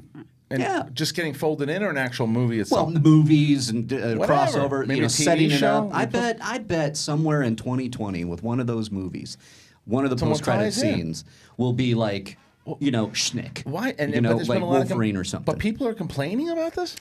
No, I haven't No, seen people a are lot just of fighting with each other about it, They're as just always. like, when are we going to The get internet. it? But Oh. the thing that Things that really matter. starts cropping up is like some of the now I see a lot of people like going against like, I'm so glad the X-Men are done. All the movies were garbage, and now MCU can do it right. Nobody saw Logan apparently. Yeah, and then there's like pushback on that, being like, well, what about Logan? What about Days of Future Past? What about First Class? And all these things. Deadpool. Like, So, Yeah, right. and funny enough, Deadpool is the only character, according to THR right now, that's going to kind of move over unaffected. So he's going to probably because it's R or rated Probably R. because it's R. And airing through what the or being distributed through like the Fox brand. Yeah, Fox. Yeah, well, Disney's going to continue making. Right, So the reports but the say. Fox brand will still be part of Disney, from Right. what they said. Where it would be like the rated R. It would be what Miramax used to be for them. Well, I look at it this way: we're going to get an X-Force movie. I know that's in development. We're Right. going to get a Deadpool 3 probably sooner or later, and all the creatives and Ryan Reynolds. The reports say they're back. So I don't know how Disney's going to do it. Probably create a new label or something under Fox that Yeah, could that's what I be thought an it was. R-rated something or other. Because Well, Deadpool is working. Yeah, and I don't think they're going to switch that They up. better not touch They'd be Deadpool. stupid to. And I think that They want money just like everybody, so it's working. If people were complaining about the X-Men coming out too late, I think that's silly because 2 years is perfect. Ken, would you agree that like you want to take this property? Because you know that people You are going to just woke up. Yeah, nice to see you again. What's an X-Men? Yeah. This is a radio show. No one out there knows. Nobody out there knows that you're supposed to listen. I used to do shifts in my sweatpants and slippers. True story. But it's not just. I know. That's why. People But why did you put the Napzok files on video? Then it's not a podcast anymore. All right. Yeah, go ahead. That's another debate, I think. Yeah. I think that's another debate. I despise video? the concept. It changes what you are aware. There's a camera there. You change the way you talk, look, and perform. Don't disagree with you. Yeah, I it don't doesn't mean it's disagree not. Don't get me wrong. There's value in it. Right. I don't think People like watching. but I don't think officially it changes like whether or not it should be classified. As such, but I don't disagree with you that people. I think that that's why when Roxy asked me like why I prefer this type of room as opposed to in there, it was always my big problem inside of that room was everyone's so aware like during like the movie talk cameras. I got to talk to the camera, then I got to move to the right, then I got to look to the left, then I look over. You can't just talk. But but being from this is me in a radio shift. We got Jim Blossom's coming up there now. We got it, and that's different because than they can't see you. Yeah, right, yeah. right. You can't What are we talking about? The X-Men. Well, you can take comfort in the fact that we're like blurred on a wide shot. Occasionally, and we got a mic block. Cody's probably doing it right now. He does that weird cut in, and now it's like pixelated on my nostrils. Well, no, the reason it's funny you say that too because it's one of the things that drives me nuts when I'm doing an interview. Is that I go to look at my notes. I'm like, oh, they can see me look at my notes. Yeah. You're right. But you're right. I don't want to sound like a. No. People love watching. I used to watch the Howard Stern show on E. Right. Yeah. Because you see the behind the scenes. But then when Howard switched it to a set and everything, I stopped watching because it wasn't a radio show anymore. It was a show. Anyways, regardless, what are we talking about? We're talking X-Men? about the X-Men. As far as like doesn't it make more sense that you take the property? They probably have somebody working on it, developing it. They got to cast because you can see it. It's almost going to be so much. Because no one's played Wolverine besides Hugh Jackman in 19 years. Who's great. Who's great. But the thing is, they're going to announce a new Wolverine. That casting, the day that's going to happen, is going to be huge news. Then they're going to. It's going to be like a bat flick all over again, where people are going to love it, people are going to hate it. Because now that's exactly right. Because now it's. I mean, he more so than anyone that ever played Bond or any of these big characters, he played that character for 19 years, and now people are going to be and for as long as the character of Wolverine is on screen, which will be. Who knows? It could go on forever. They're always going to have him as the first. He is the Sean Connery of Wolverines, right? Or the Christopher Reeve. Right? Yeah, exactly. Right. So they're going to have that, and then they're going to have Storm will get cast, and they're going to recast everybody, and then all the casting will come out. We've been talking about that. But doesn't it make sense, Ken, that they would want to wait until I say 2022? Yeah. Well, again, it goes to tie back to Star Wars. That's why that's weird. Benioff and Weiss, if they're going in production in the fall, that means art department's been on payroll. That means this person, no way. And that's not happened. So give it time. Yeah, don't rush. And I agree with the Jackman thing. I mean, which is so funny because remember back then it was like, what? He's not 5'6", and he's not 5'3", whatever the character's supposed to be. Well, Daniel Craig is another one. No one thought he was going to be. People hated that. And now casting. he's one of people's favorites, Bond. Yeah, and Keaton is Batman. I remember that. Like Mr. Mom is going to be a. Batman, the perfect, and he's the best. Perfect. Keaton's great, best actor. So yes, wait. Right over here. Best actor. I figured it out. Best Batman. Here for you. Remember Adam Harrington's old bit? Right. Adam Harrington used to do Keaton going to dry cleaning. I can't do it either. All right, Reilly, what else is going on, man? There's some big news. There's big news. What we got? Let's talk about the Raps report. Yes. That we found our He-Man. Can we please talk about this? Yeah, if everyone's like, "Oh, Christian's gonna be pissed about this one," this is why. I don't know why people thought that. This is why. I got no thought on it. There's nothing I can judge about this gentleman. I went and I watched video on the guy, and someone did say, "Oh, they're really going after the YA audience." Maybe they are, and if that's the case, I'm gonna be sitting there like arms folded. All right, come on, kid, prove to me you got this. But it also. It's not him that's got to prove a lot to me when it comes to He-Man. It's the directors and the writers. Yes. Those are the ones and the executives, because the executive, whoever that executive was, really took me out of this when I was worried about the fact that they were just going to try to copy the model of Guardians, try to copy the model of Ragnarok, and do this thing for Masters of the Universe, and that's exactly what the executive said. That's the mold they're going to try to go for. And right away, I'm just like, okay, because I heard Goyer wanted to do what Reilly and I wanted to do, and that's Lord of the Rings meets Star Wars. Like, please do that. So I can hear the screaming fans that hate Goyer right now I don't- because he's too dark. I don't like Goyer normally. I do. But when I heard those, right, when I heard those thoughts that's the movie he wanted to make, I was like, oh, damn it! I wish that they would have gone that route. But then the executive came out and said, no, we want to basically. We don't have an original thought in our head. We're going to do whatever the other studio Guardians of made the a lot of Galaxy. money. Yeah, that made so much money, so we'll follow that. We'll do that. Yeah. And so I see this kid. Does he look like the He-Man I had in my mind? No, but they're not making my movie. Yeah. They're making their version of their movie. So I don't know enough about him. I wanted an unknown. I'm just saying. I said to Reilly yesterday. Then you got to get someone like a Fassbender or older to do Man at Arms. And you got to get like a big named actor to be in those other roles and make this thing legit. I'm more concerned about who's Skeletor. Yeah, I'm more my concerned favorite. about Merman and Ram Man. I'm gonna quote Bibiani did a great tweet. Richard E. Grant as Skeletor. I like that, and I love it. I like it. It's a In good- fact, yeah, I wanted it's him good. to win Best Supporting Actor for Can You Ever Forgive Me? He was just so fantastic. He was really good in that movie. I loved him in that, Yeah. and to think about, we'll see him in episode 9. He's probably playing a bad guy, maybe. Possibly, who We don't knows? But I would love Well, to at see least he's him telling do the this. truth. He's not a liar. Yes, this is true. Have you guys seen this kid in anything? The Noah Not kid? a thing. Never even heard of him So until I just saw yesterday. him in that romantic comedy on Netflix, To All the Boys I've Loved Before, Right, yeah. which Did my your- husband loves and he okay. won't Yeah. stop watching. But I was like, okay, we'll watch this. It was cute. Did your It was remote actually get cute. stuck on it? No, Like it was you cute. couldn't get off Is he of good? it? Yeah, he's good. He's a good actor. Yeah. Right. Okay. That's. I mean, look. A lot of people were saying it's like they don't see He-Man in this guy. They see a kind of a skinny kid, and people are like, "What the hell? He's not He-Man. He's going to do." I got one That's name for you. dumb. I got one name for you. Gal Gadot. Yeah, Gal, she Gal, got Gal all- Gadot was super skinny when she got cast. No one thought she'd be able to play Wonder Woman. No one thought she'd be able to do it. She bulked up. She is the perfect Wonder Woman now, and she told everybody to just suck it. And so Suck my pussy. yeah, right. So you can say it. I can't. Yeah. Yeah. It's the second time you've been quoted all week on that one. Yeah. So dirty. No, Brett. Yeah. But Dirty Dorina. I think. Oh man, I was just gonna sing Dirty Diana, and that was sad. No, yeah, don't do that. I'm still Don't good do with that. it. You still go with it? It's- You don't care. Did you watch the thing? no, exactly. No. You gotta watch the thing. The stories I could tell you about my friend who's a sex crime detective could pale in comparison to anything I'd see in that doc. So I don't know, it just, I can tell you, All right. art and artist is easy for me to separate. Same. All right.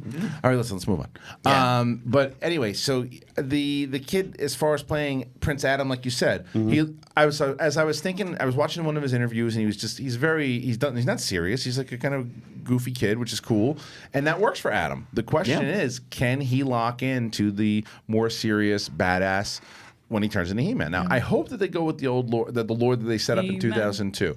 Because that lore about how thousands of years ago that there was another person who had that sword that it has the powers of Castle Grayskull. If they're able to connect into that, it'll be good. Now, I will say that there are definitely some serious elements that play into Thor Ragnarok. There's no doubt about it.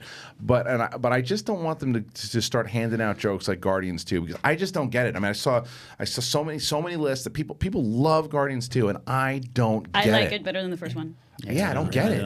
I like don't the get ending. it. I thought it was really. They did Ending a was great job good. with what's his Yandu. name, Gandu, Nexu, Bafo, Yondu. Yandu. Yeah, I thought Yondu was the best part of the Yeah, whole that was movie. emotional. Because he had the right, it was the emotional part. Yeah, of the it. first one's. I love the first one, and it worked for me. The jokes. I don't know. Yeah. I just think that the second one is over the top and even more so than the first Yeah, one, and it went cheesy. But I didn't care because the first one, I was like Daria in the theater. I laughed twice. Yeah. I could see every single joke coming. The first yeah, Guardians. That's everyone fair. in That's fair. everyone in the theater loved it, and Yeah. that's great. But I just felt like it was like Joss Whedon for dummies. Okay. Like I could see everything coming. Whereas the second one, I was like, oh, this But is different. here's the thing, they I- went like full on Hellboy 2 or something. Yeah, here's the thing I always say about all Marvel movies. I don't think they've made a horrible movie yet. Even their worst You are didn't good.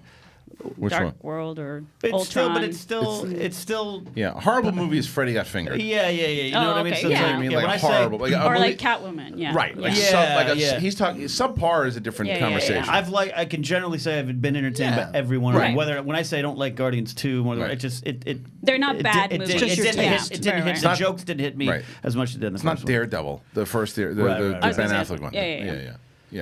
Okay, so Riley, how are you thinking about? What do you think about? What are you thinking about, what are you- Riley? What are you thinking about, Riley? What's in Think that about- fucking How's head? your stomach, How's your Riley? face? How's your face? How's your fucking face? Yeah, my face is better, thankfully. You've had a bad stretch of days. Yeah, I I have. I sent him my text last night was, Riley, I hope your face is feeling good. Yeah. Let's, No, that was the weirdest text, dude. You're like, it was like, usually it's like, you'll text me, it's like, hey, do they, I'll tell you. how's this or his that? And then I get I'm gonna read it. Hi, Mark, how's your face? And I went, I'm gonna read I it. saw you 5 minutes ago. Hold on, I'm gonna read it, and I get this text. and then I'm It's gonna like, tell you how it came about. This is Yeah. the actual text. I thought I was getting a text from Sadie. Yeah. Hey, Mark, hope your face is feeling better. There it is. Hey, when's your actual wedding and Yeah. blah blah blah. So Yada, yada, because yada. I was sitting there with my wife and we're at the dinner table and we don't like to put the phones at the dinner table. So my phone was all the way over on the other side, and I know what you did. and now. so we're sitting on the other side, and she's like, and I was telling my wife about what happened to Riley. She's like, "Oh my God, how is he?" I'm like, he's fine. He's better. His face is a little messed up. He's better. And she's like, "Oh, is he okay?" And then we started talking about the wedding. And I was like, I can ask him both. I'll see him tomorrow. She'd just ask him. So I go, hey, Siri, Yep. text Mark Riley. Hey, Mark, I hope your face is feeling better. When's your wedding? and then you hear her, I have her set on the English tone. So she's like, dear Mark, I hope your face is feeling better. And then we send moved on. text, and then it's like, what happened to Mark's face? Serious. You've had a few days, my friend. I know. I've had it, yeah. Saturday It's night, been- I've come back with Oh, like a Jesus, drink yeah. and like a cheeseburger at the bowling Ken alley was with this with me party. on I'm like, this. hey, what's going on? Mark's like, I just creamed Alexis. Yeah. Oh, the right. So I know you car- guys talked about it. But it's like, Yes. Yeah, I talked about it. What? Yeah, the car rolled back into Oh, man, Alexis that's right. for no reason. Man. That happens.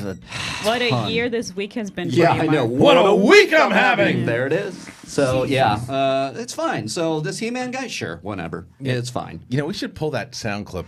That's one. Cody, if you don't mind making a little note for yourself. He's like, here's another one. From Eugene Levy from Splash. Cody's like, what do you want now? Yeah, that's Cody for the last 4 years. He's been working with me. This is it's from Eugene Levy from Splash. I feel like that. I feel like You I've seen been the chasing Splash, around. I love Splash. I've been chasing around a woman trying to prove she's a mermaid, and Lexuses are getting wrecked, and I'm running that's my it. face into walls. All right, listen, Riley. So tell me though, what do you think about this kid as He-Man? You like it? Yeah, El Miembe, who a friend of the show broke the scoop over the rap, kind of said, listen, this kid has the frame. Got the He's chops. going to go to the gym, Yeah. and He's 6'1". Miembe, who works out himself, is like, Oh, yeah. do these reps, build this, build that. He's going to be fine. And I'm so like, actors take HGH. yeah. Stop. I know it's saying true. that they don't. Look at Stallone. Stallone and Stop Rocky saying IV. that. This Listen. actor went on extension. He also had an ejection. Right. HGH. I think back to Superman 1978, where the producers, the Salkinds, are like, we're going to put Sylvester Stallone in a suit for Superman. And Donner's like, no. Okay, how about Robert Redford? No. I want that guy, Christopher Reeve. Right. Comes in Right. skinny as hell. Right. Can't, Bulked him up. sweating under his armpits during his screen test in the Superman suit. If you look at Christopher Reeve, you can see similarities in this kid, that he's just got to bulk up. Interesting. He's a Superman type character. He's going to get buff. Give him the time. And I love that. Going back to Superman, we had no idea who Christopher Reeve was. Right. And that's why they put Gene Hackman and Marlon Brando around Well, him. we were great. talking That's about. great, Remember, yeah. we asked like, who would you want as He-Man? I said I would like an unknown. So Unknown, this kid's yeah. an unknown. So I'm not going to complain about Exactly. it. I don't have enough data to complain about. And it. 6'1", Yeah, same. I was going to make 6'1's. That's a good frame. I mean, Great. I think you can have, like if Michael Bay was going to direct a movie, I'd be like, ugh. But most of the time, like, you really don't have enough data until the movie comes out. That's the big thing. Like until you see the movie, then you can complain. Yes, the only data that I have so far Yeah. is the fact that this woman has said things about the movie, or I think there was a woman who was the executive who said these things about the movie that everything I didn't want the movie to Right, be. exactly. So I'm going in apprehensive. I'm going in skeptical, but it doesn't mean I'm going to go in and hate it. I'm just Exactly. going to go in, please please be good because I want this movie to be so good. I don't have to do it. I don't have to write it with Reilly. I just want it to be good. I want it to be a franchise. I don't want it to be another one and done Dolph Lundgren movie that you don't see for another 30 years or never. Right. You know, like, and that's what I hope happens. Well, She-Ra, the new cartoon on Netflix, has been successful and it's great. So hopefully, you know, they learned from that. And they told me that the tone, from what people tell me, is that the tone is more around the lines of what Reilly and I wanted for the series. So. Yeah, I mean, it's still a kids animated show, but it's really good. Yeah. I don't know. Can we just watch the damn trailer? Do you want to? Let's do it. Let's just watch the trailer. Hey, Brett, I like your Jughead hat. Thank you. Just don't zoom in on it. Maybe that's and keep the volume low. What is It's John Wick 3 You can't trailer. watch things. Let's throw it off. Let's say we're watching some different thing. They flag it. We're watching Bill and Ted 3. There it is. I love that idea. This is the teaser. Let's turn it up. Here it is. This is an official reaction to the new Bill and Ted. Oh yeah. I'm so excited. Here we go. Have you seen this yet, Dorina? This No. trailer? Yeah. All right. Well, In a world. No idea what's It's a weird run. Don't you criticize my Keanu. It's a little Harrison Ford run. Oh, that's true. Yeah, it was. I like that. You understand the repercussions if he survives. Oh yeah. Yeah, it looks awesome. Just give it to me. Yeah. There he goes. I hope they don't kill him. Nice suit. Good to see you too. I'll buy Halle Berry in these roles. After this, we are less than even. Yes. Sorry, that's awesome. Oh, Angelica Houston. Yeah. Yeah.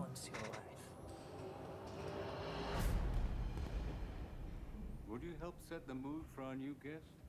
Let us begin. Love it. This is so good. That's a very expensive record player. What do you need? She's so good in this role. Guns. Lots of guns. Yeah. Wild stallions. Whoa. Yeah. You shot that guy 87 times in the face. You think you can take John Wick? These movies are fun as hell. Got a nasty surprise. Who is that girl? She's been in stuff. Who is that? No one knows? Yeah. No. I'm talking to myself. It's a long trail. Oh, biting the balls. Oh, that's awesome. You haven't disappointed. He's riding a fucking horse. It's amazing. We can keep this up as long as you'd like. There we go. A lot of knife fights. I'm liking. Yeah. Oh, maybe she's not anybody.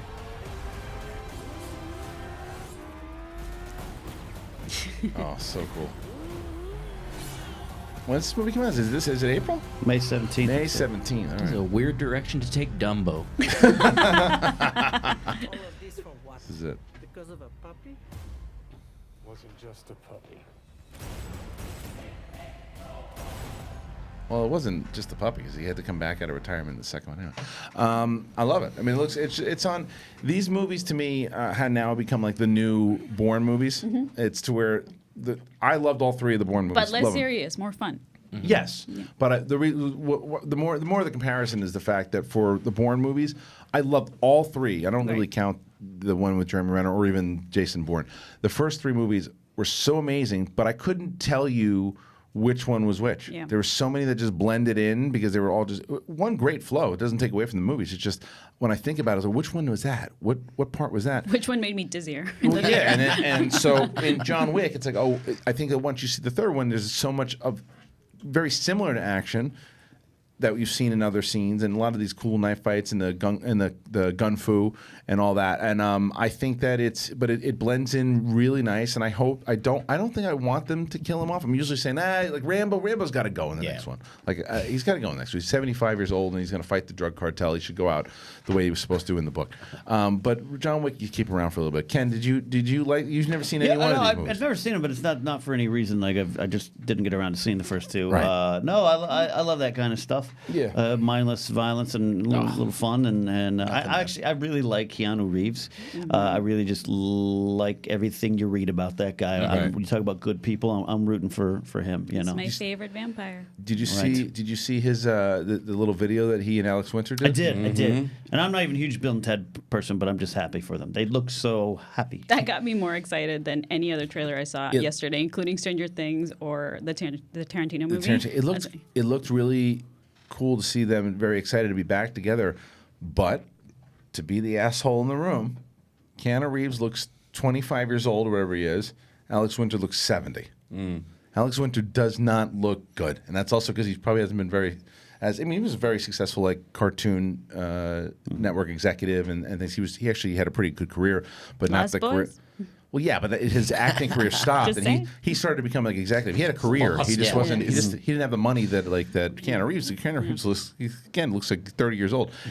I wonder what the actual movie itself is going to be. That's what I'm excited for confused it, with. what I'm it's not gonna sure be. what this is gonna. I mean, I think it's kitschy fun to think about it, but I'm like, really? They're going to? But that's all the other two movies too. Though. Yeah. Like Yeah. the first two movies were just young. Like it was a fun sort of teenage movie, but the moral of the story is be excellent to each other. Yes, I think that's all love they're the trying to do, first and one. that's great. Ellis loves the second one. I love the second do you? one. See, Yeah. The second one's too goofy for me. Yeah, the first oh, one's man. goofy. First one's goofy, They're but, both but the second one, once you get to what's his name? Not Vision. What's the thing's name? The big fat troll thing. What the hell is that thing? I don't know. Station. Oh, that's like once you get the station, you get station and It's still a fun movie though. Yeah, I go, and then the Grim Reaper's playing guitar with them and stuff. It's silly. Yeah. It's it turned silly into Gremlins fun. too. It turned into Gremlins. What's too. wrong with Gremlins It's very 2? consistent Gremlins with 2 the first sucks. one. How Gremlins dare 2 you. sucks. Gremlins You 2 guys are sucks. so wrong. Because here's no, Gremlins. The first Gremlins is amazing, Right. but Yes. Gremlins 2 is amazing in its own way. Right, because right now, Bibiani was sleeping. He woke up and he's shaking and he's upset for some reason. He doesn't know why. And here's Mance loves Gremlins too. I know, Yeah, but he Gremlins 2 says is it's better great. than the first. I know, but here's my argument with Well, it. I don't know about that. Here's my argument with it. This Right. is what everyone says with Gremlins 2. Is it a good kind of spoof on the horror genre comic? Yes, it is a very good spoof on it.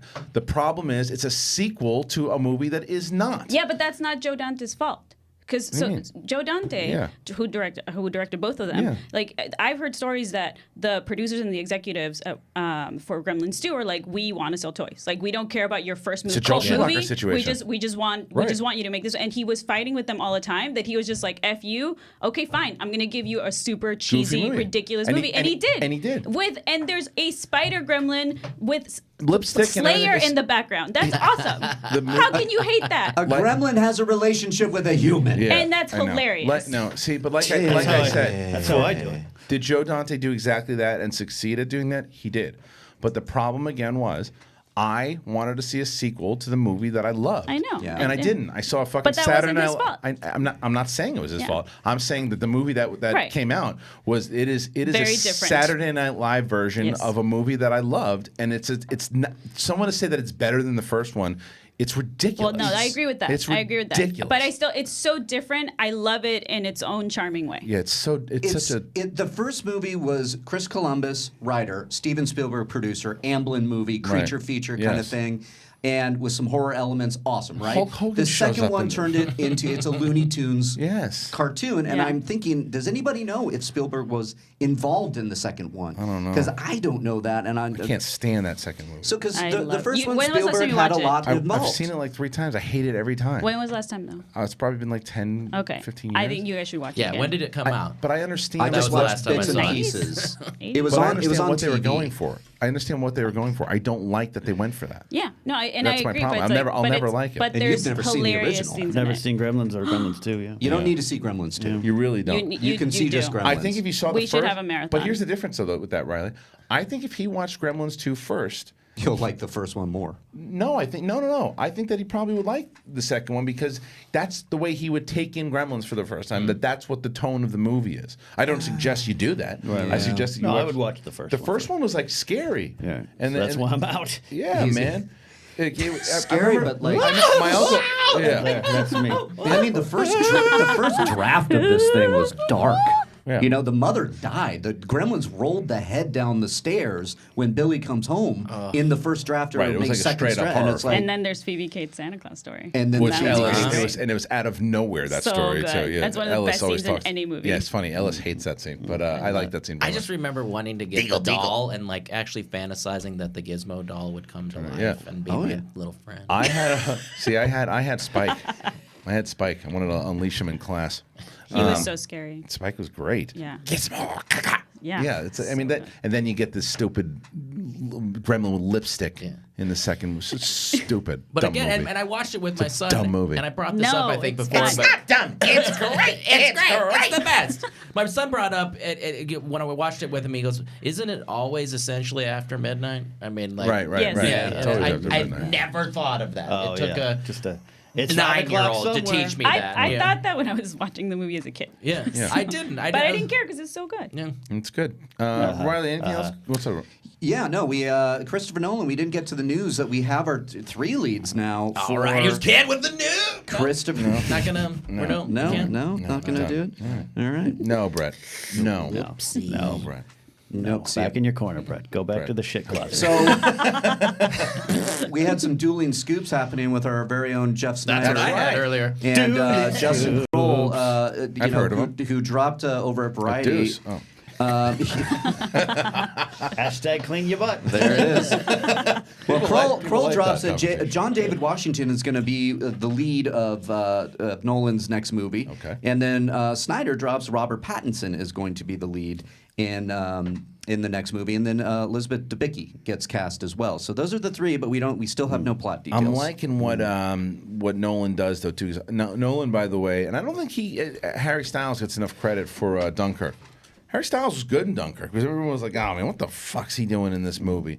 I thought he was good. I don't think it was an Oscar-worthy performance or anything, but I think that he was capable, and I'd like to see him do some more stuff. But I think that Nolan, that's the kind of director Nolan is. He's going to bring some good stuff out of people. And I'm not comparing Harry Styles and Robert Pattinson by any stretch of the imagination, because I think Robert Pattinson is a great actor, and I think that people, because I saw even Mike Kalinowski, who, when we thought that Pattinson would probably be the best choice for Batman, right? People like the first thing. Best choice? One of the best choices right now. Really? Yeah, man. Because I think what everybody. But here's my question. Maybe it's because I don't want to like such a young Batman. Maybe that's why. Well, that's the age they're going for. They're going for like 30. But let me ask you a question. Now, have you seen anything else with him besides Twilight? Have you seen The You Rover? think I saw Twilight? But you know him from that. You think I would watch Twilight? You do sparkle, Yeah, Dorina. But he's how dare you. associated with that. No, role. I've seen other movies in him, and you he's have. good. Yeah. Okay. No, I saw Twilight with Mystery Science Theater. Okay, but the like the Rover Really good. and Good Times, so these are the movies. Good Times is great. These are the movies to look at him, because Mike Kalinowski, right away when he thinks Twilight right away, and he goes, no, absolutely not. Yeah. Have you seen Good Times? No. Have you seen The Rover? No. Have you seen? You got to see this guy as what he is. He is an incredible, not good. He's an incredible actor, and him being in a Nolan movie, who's one of my favorite directors. I'm very excited for this. I think it's good casting. Sign me up. Ken? Yeah, you get a good director who can pull even more out of him, and I'm totally on board. And this isn't a comment on Twilight. I've seen one of them, all right? So I don't sparkle as much as you, Dorina. But Vampires don't sparkle, Ken. No, how do you know? True, because you are one. Yes. She is. She's a really nice person. How dare you? But yeah, I just why not give a professional a chance? You know. Well, think about Michael Jai White came on, right? Yeah. And talked about Christopher Nolan's directing style. That's where he right, I said, thought should about I it. do this? And Nolan didn't think goes, about that. didn't think about that. Yeah, why don't you try Do it. that? So it's obvious that he is picking the right actors in his mind that he knows he can collaborate with, and have that moment with Robert Pattinson, who might go, hey, what about this? He goes, didn't think about that. Why don't you try it? Speaking of that Michael Jai White interview, that clip, by the way, Cody, bring up the podcast channel for a second, because last I checked, it was. You never know which clips are gonna. So if you guys didn't know, Cody, please. What if it just said porniq.com up there? And Cody, Let's bring it up. Smashing off in the booth. Cody, smashing off. My God. No more. Cody, bring up a clip of a dog like Go he gets to balls. go to videos and then most watched, please. Yeah, there you go. So I was looking at the other because this Your face is on there a lot. Thank you, Dorina. So the Ron Perlman clip somehow. Almost 2 million views in that one, but the Michael Jai White talking about Heath Ledger, this is from a week ago, has 662,000 views. Nice. And the John Claude Van Damme, the Cookie Story, has almost 300,000.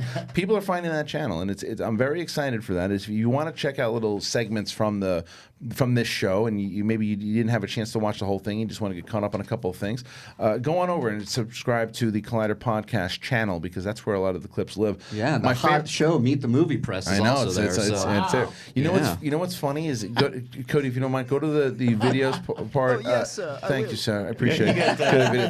Carry on. Let's see. You still got Sackhoff and Helfer up there. I know. That's a phase. Just go to the sort by and then the by newest. This is what I don't know if I've ever been so excited to see the title of a video as this one. Please stop licking toilets. is the name of the clip. And just that girl's face. Look at her face. That is so. Did you see that clip, Ken? Refused. I saw you guys chat about it. Would you lick a toilet for money? Yeah. How much? An airplane toilet? An airplane toilet. Oh God. Yeah. How much? $500. This week, yeah.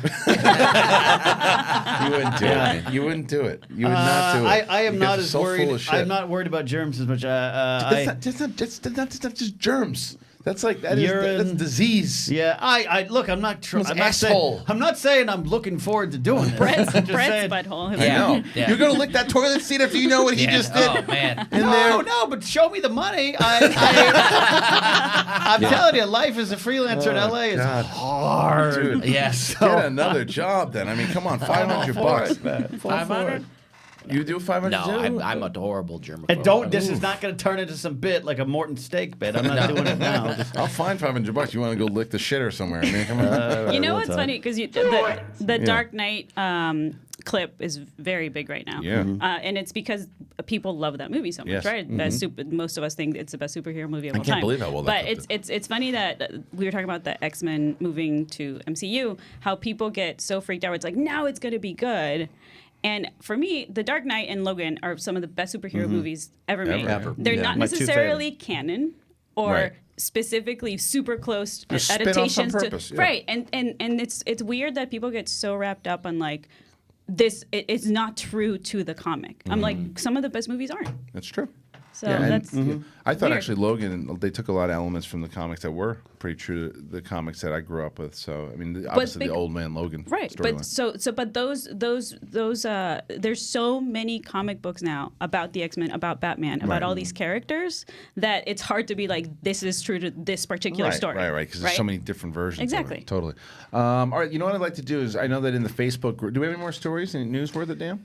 No, we hit the We did good the big stuff. ones. We talked about Bill and Ted's was the biggest thing. That's fine. They finally dated it. All right, so I know that the Facebook group, if you haven't joined, by the way, over 16,000 of you guys in there, which is amazing. So keep on posting stuff there. I go in there every day, just kind of check out what's going on in the Colliderverse, and it's really fun to see you guys kind of interacting with one another. Very similar to what Matt Mercer was talking about before. The community, what the Facebook page was becoming, has drastically changed. It is now back to that old school kind of Schmoville mentality. Of Is this everybody- after you scolded them? It wasn't scolding. It was just changing the narrative of what that page was, man. So much good Photoshop on there, man. Yeah, I know. It was starting to be kind of post-apocalyptic from the Schmoes days. Now Maybe I'll have Ken teach me how to use it after this. You should. I The did Facebook teach him group? Instagram stories Yeah. before this. Did Yeah, you? you did. Well, no, I was trying to do an Instagram thing this morning, and Dorina goes, "You're doing a story." I go, "I'm doing a story. What does that mean?" Yeah, it's all right, pops. So let's get to the Facebook group as far as questions go. let's do it. I Some wanna do great hashtag- questions today. All right, and hashtag Collider Live for Twitter, and then Cody, of course, will let me know through our good friends in the Crack documentary if we have some phone calls. Yeah. Yeah. So let's go, Reilly. What do you got? Jonah Clower, this is great. Worst job you had trying to make your way through show business? I've had so many. I've had so many. I've had so many. I'll start then. Handing out vitamin water there you go. on the pier in Santa Monica and having people throw it back at me. Oh, that's cool. Which was a lot of fun. I'm like, you don't want fucking free water? Come on. Right. So That's that really was really bad. I Yeah, didn't out like it. here, I mean, a lot of like. Well, our waiting washing tables, dishes obviously. and doing all that kind of shit too. Yeah, probably that's Well, driving you around ready like an for me asshole. to beat everyone? Or Yeah, what do you I got? cleaned up human feces God. outside You of a win. bank. Ew, why? Outside of a bank? Yeah. Was that yeah. just this morning? Yes, just this morning. It wasn't even. You didn't even get paid for it. I shouldn't have licked it. That was the problem. Licking it was the problem. Only Yeah. on How much you get paid for that? Just hourly. Kind of a where thing. was that? That was in oh god, what I can't think of the name. I'm trying to block the I whole quit thing that here. day. I think no, that's the no. day I I quit. actually Yeah, it I happened quit. again. This person kept shitting outside of this bank. Homeless and, person? and after the first, I Or, don't know, or a disgruntled employee. yeah, Who I didn't don't like the lunch selection. Somebody just wanted to shit in Shit. front of this bank. Right. I don't like your checking face. So Right. after that, because it was just kind of a thing, I did lots of different jobs. You're for this actually part of a person. viral video. Guy Yeah. cleans up my shit again. Yeah. That's what it's called. Yeah. Wait, so these are jobs that you've had that in order to temporarily like have money to Yeah. work Well, in I- the industry, Make ends or just meet. like crappy industry jobs? Because I'm like, I could say I was an artist manager and Media that clean was up shit in front of a crappy. bank. Yeah. Yeah. Well, exactly. I'm just kind of like a go-to. I'll do it. I'm a handyman. I'm a whatever. So I mean, this was just one of the things for someone I was working Yeah. for was go. And Oh, after okay, that okay. time, I said, hey, you can take me off that list. I'm done. Because it was, with my germophobia and stuff Right. like that, and it was just. What do you? Yeah. Yeah, you got. You probably wear a hat mat suit. Oh no! Hazmat suit. I everything. I bought stuff at Home Depot, and everything got thrown away. The scoop, the Everything. yeah. Oh, I just took Disgusting. a bag and I threw it in the trash, and I was the end called of the it. person. And I said, "Listen, I will never do this again." I don't blame you. Yeah. You can't really beat that, can you? No. No. No. You should have went last. No, I mean, I was. yeah, no, nobody can beat No that. one can beat that. That's No. disgusting. Shit. Was it like elephant shit? Like was it big shit or was it? No, a it was little- pretty nasty. And then people Solid kept trying to walk or around. Like there was a stair on this side, Let's and review then the shit. and then people were Nuts? like, "Ugh!" Like I was blocking there. I'm like, I'm cleaning up shit over here, and you're you can't go up 3 stairs. Come on. Can you not clean right now, Yeah, please? this is I mean, it was just bleach city Yeah. and just mask and Stinks. Yeah, All right. yeah. Well, good for you. You win. I waited tables too. Sorry, search spinach dip. Sorry, I did that wrong. Over I'm sorry I ruined there. everybody's. Can you clean that shit over there? And we've told that story on the air, haven't we? There was this old guy that used to come into the California Pizza Kitchen, and he was like, he must have been an old New Yorker, and every single time he would say, "Hey, you got any of that pea soup over there? Where is it? Over there, in the back. You got any of that pea soup over there? That clam chowder over there!" Every single time we go into The shit story took the air out of the room. over there. We're all so Get grossed that out now. shit over there. How much would it take you to clean up the shit? The Ken? feces. $1.05. I've done that. I mean, that's. Have you? Oh yeah, you've done it at the Grove. Well, just the security industry. Yeah, Yeah. I've done a lot. Yeah. All yeah, right. Yeah. Okay, good. Oh, yeah, Matt was just telling me about your Ken- security. Yeah. No. Director of You want public safety. to for talk about Cody. your book again?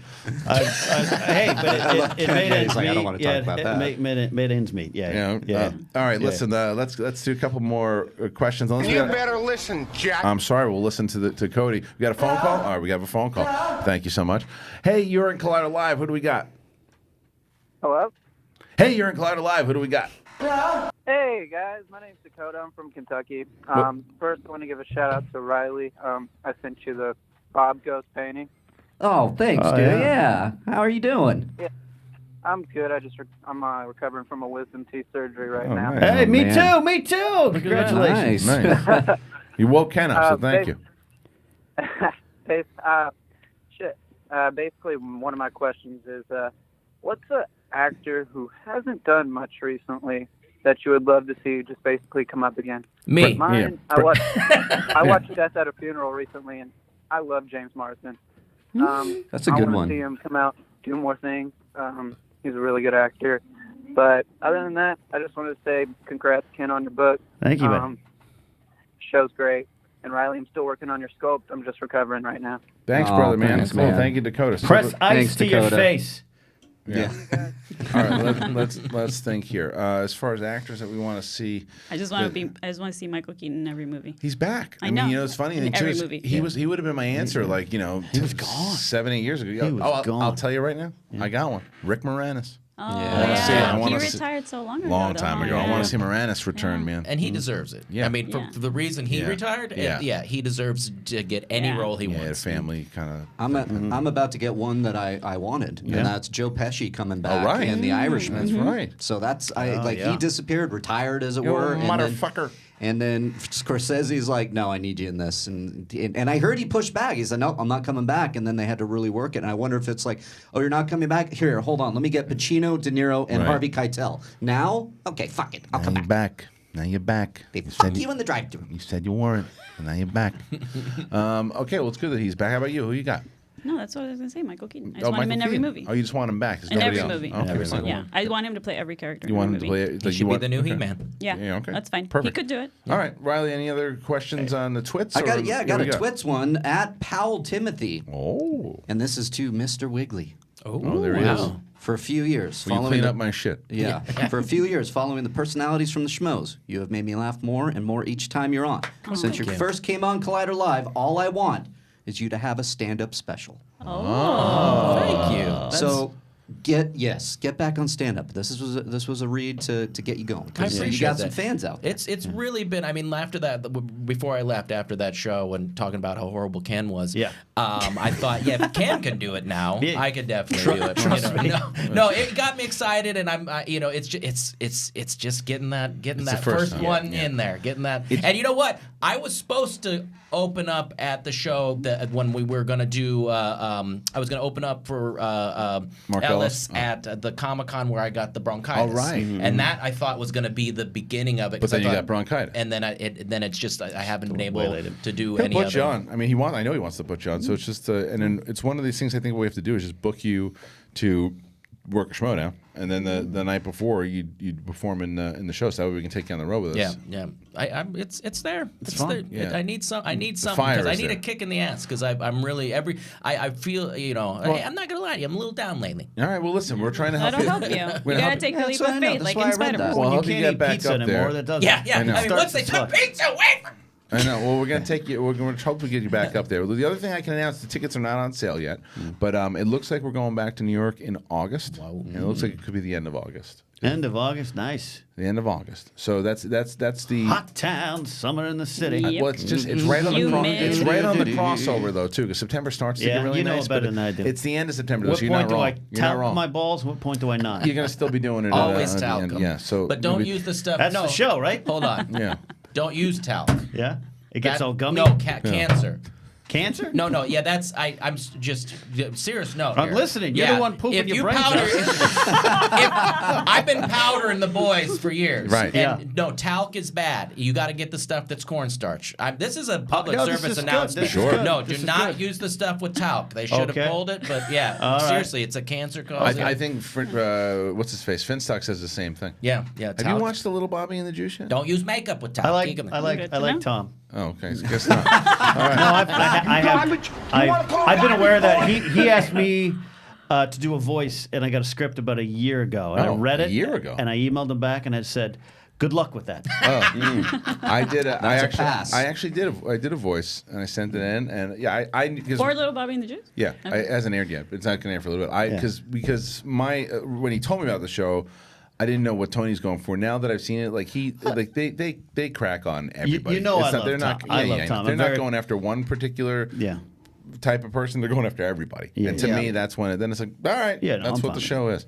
You're actually, Christian, going to be airing in the next episode. Oh, am I? Episode 3, which is coming out next week. Oh, I'm in that episode. Yeah, Oh, wow, that's look what he at that. said to me. Oh, I didn't know. You there could was be an- wrong, though. You know how Tom is sometimes. He probably he doesn't Yeah, even you know know his own what show. it is. All right, do we have any more phone calls? He's a geek. Garbage? You want to call garbage, boy? Does that mean yes? Okay. All right. So we're Killing it, Cody. Killing it. We are in Cody. You're in Collider Live. Who do we got? Hello. This is your moment. Hello? Hey, you're in Yeah. Collider Live. Who do we got? Hi, how you doing, y'all? This is Jamal B. Castro from Chula Vista. What's up, man? What do you Nice. got for us today? Good tacos there. My question is, it's kind of a random one, but in your opinion, between the live-action Speed Racer movie and the live-action Super Mario Brothers, the movie, which movie do you think is worse? Mario. Mario Super for Mario sure. Brothers. Mario Brothers. is the worst Hands video down. game movie. Yeah. Yeah, Speed Racer is not necessarily. I know people that like it. Yeah. A lot of people. I We was have just a gonna video. say, there's a lot of people that really like that movie. Chris Hartwell Chris did Hartwell, a video yeah. on the Schmodown channel that you can see, and he titled it "Why Speed Racer is Great." It was ahead of its time, which I agree with. Visually, it's It's really pretty good. cool. The story to me is still not the best, but it is a capable movie. As where the Super Mario Bros. Is so bad So that bad. Nintendo didn't even want to license their characters. It out has anymore. nothing to do with the game. No, But at the all. show was good. The Lou Albano. Oh yeah, where they're dancing. Oh, yeah, I don't remember that. How did that go? And the cartoon. I don't want to dance. Why, you just did it. It's Mario. They That's they what put it is. words I don't to know. it. They do yeah, some yeah. weird thing. I don't know. Are you a big dancer? What is it again? What? Are you a big Could you- dancer? What do you mean a big dancer? Could you I do do. that again? I go to ballet class. But Yeah. do you like dance it when you go to? Yeah. How did it go? I don't want to do it anymore. Look into the camera and 'Cause tell you're us not. how it. Like, so they can play Friday, and I can roll my eyes while I dance. Well, I like what you tried to do there. Tried so She just hard. didn't play. I just She tried. just didn't play. No, there's got to be music. I got to be Cody? with people that are Play dancing. some Dance like music? no one's watching or no Good one's music. meaning. Cody always plays whiny music. Yeah. I'm not gonna dance to Oh. Pokemon. Is there anything else that you can play Do for it. us? Anthony? Nothing else? All right. No, no. Let's do some other questions from the Facebook group there. The kids like the Drake. I like that. Riley? Really, yeah, no, I wanted to actually address some questions in the chat. Yes. All right. Because in our little Gremlins talk, a lot of fans, and rightly so, brought up the fact that there was a gremlin that did a flash dance sequence, Yeah. that they were singing and watching this, and that some of the hijinks that they did in the original Gremlins kind of you saw in Gremlins 2. Oh, very differently, But, though. Very yeah. differently. You saw it 10 years ago. You need to see it again. No, but wait, it was very different from what they're talking about. The Gremlins in the first movie, all the Gremlins by nature are mischievous. They're mischievous creatures. There's Yeah. no doubt about it. I'm talking about the overall tone of the film and the directing. Exactly what Dorina explained of Yeah. what the executives wanted to do. The first movie is a horror movie, and the second movie is a comedy movie. There was, It's different. he's not wrong to where the Gremlins in the first movie are screaming and yelling and laughing their asses off and doing ridiculous shit as in the movie theater watching a movie. Snow White. But they're despicable, crazy little creatures. They're the best. Yeah, but it's silly, mischievous, crazy creatures in a horror film, and they're silly, crazy creatures in a comedy in the second one. Yeah. That's the difference. Which there's scenes that I was still scared in Gremlins. When I saw Gremlins 2 as a kid, and Spider Gremlin and Bat Gremlin showed up, I was a little scared. But then they played Slayer, so it was awesome. What Do else, you Riley? like being scared? I do. I love it. All right. Oh, Hey, hey, look at let's do a call. Hey, you're on Collider Live. Who do we got? Hey, this is Dan from Chicago. Ben? Dan. Damn. Oh wait, Dan. I was waiting for Ben. Ben. All right. All right. So Chicago. Are you going to come see us in Chicago, Dan? Well, unfortunately, I'm from Chicago, but currently I'm at school in Philly. So Ah. unfortunately, I can't. I see. I Okay. know I really wanted to. Next time. But the thing I'm going to mention is you had Matt Mercer in earlier. We did. And both communities have lively meme cultures. Did you know that both you and Critical Role have memes related to goldfish? No, I did not know that. I did not know that. What's there? Yeah, What- one of that's the right. later episodes in Campaign 1, Marisha, yeah. one of the players, actually someone he mentioned, his wife, Marisha, turns into a goldfish and splats into the floor. Oh, look at that. Basically, Bring it up, Cody. it's a long ass episode, but That's cool. we are basically God's goldfish swan dive. Well, the more you know. Well, thank you so much for the phone call. I really appreciate that. That's really awesome. To little tidbit. Yeah, and Little tidbit. it's awesome to know that both communities are united by goldfish meat. That's awesome. Well, thank you so much for the call, Dan. All right, so I guess that's it, guys. Thank you so much for a wonderful show here today. And tomorrow, I'm not here tomorrow too, but Macuga will be hosting. Dorina, you'll be here tomorrow. Yes. Brett? Yeah. Brett's in as well. Ken Napzok, one more time, plug that book. Where can they get it? Hey, Why We Love Star Wars, available on Amazon. Just get the pre-order now, May 15th, and I'll be tweeting out about it. Thank you. Do that. Speaking of May 18th, we're in Houston. Get those tickets, theshmodownlive.com. Booker T will also be there. You can meet and greet with Booker T, shmodownlive.com to do that. April 13th, we are at Chicago. Big Schmodown event, Schmodown Live. And, of course, this weekend, ladies and gentlemen, the free-for-all. 40 competitors. You can't be there live. You can stream it. Tickets available at thesmowdownlive.com. And lastly, go to Apple Podcasts. Subscribe to this show. Listen to us in the car, way to work, whatever you want to do. Do it and subscribe to this channel here. And we'll see you tomorrow. Or you'll see somebody tomorrow.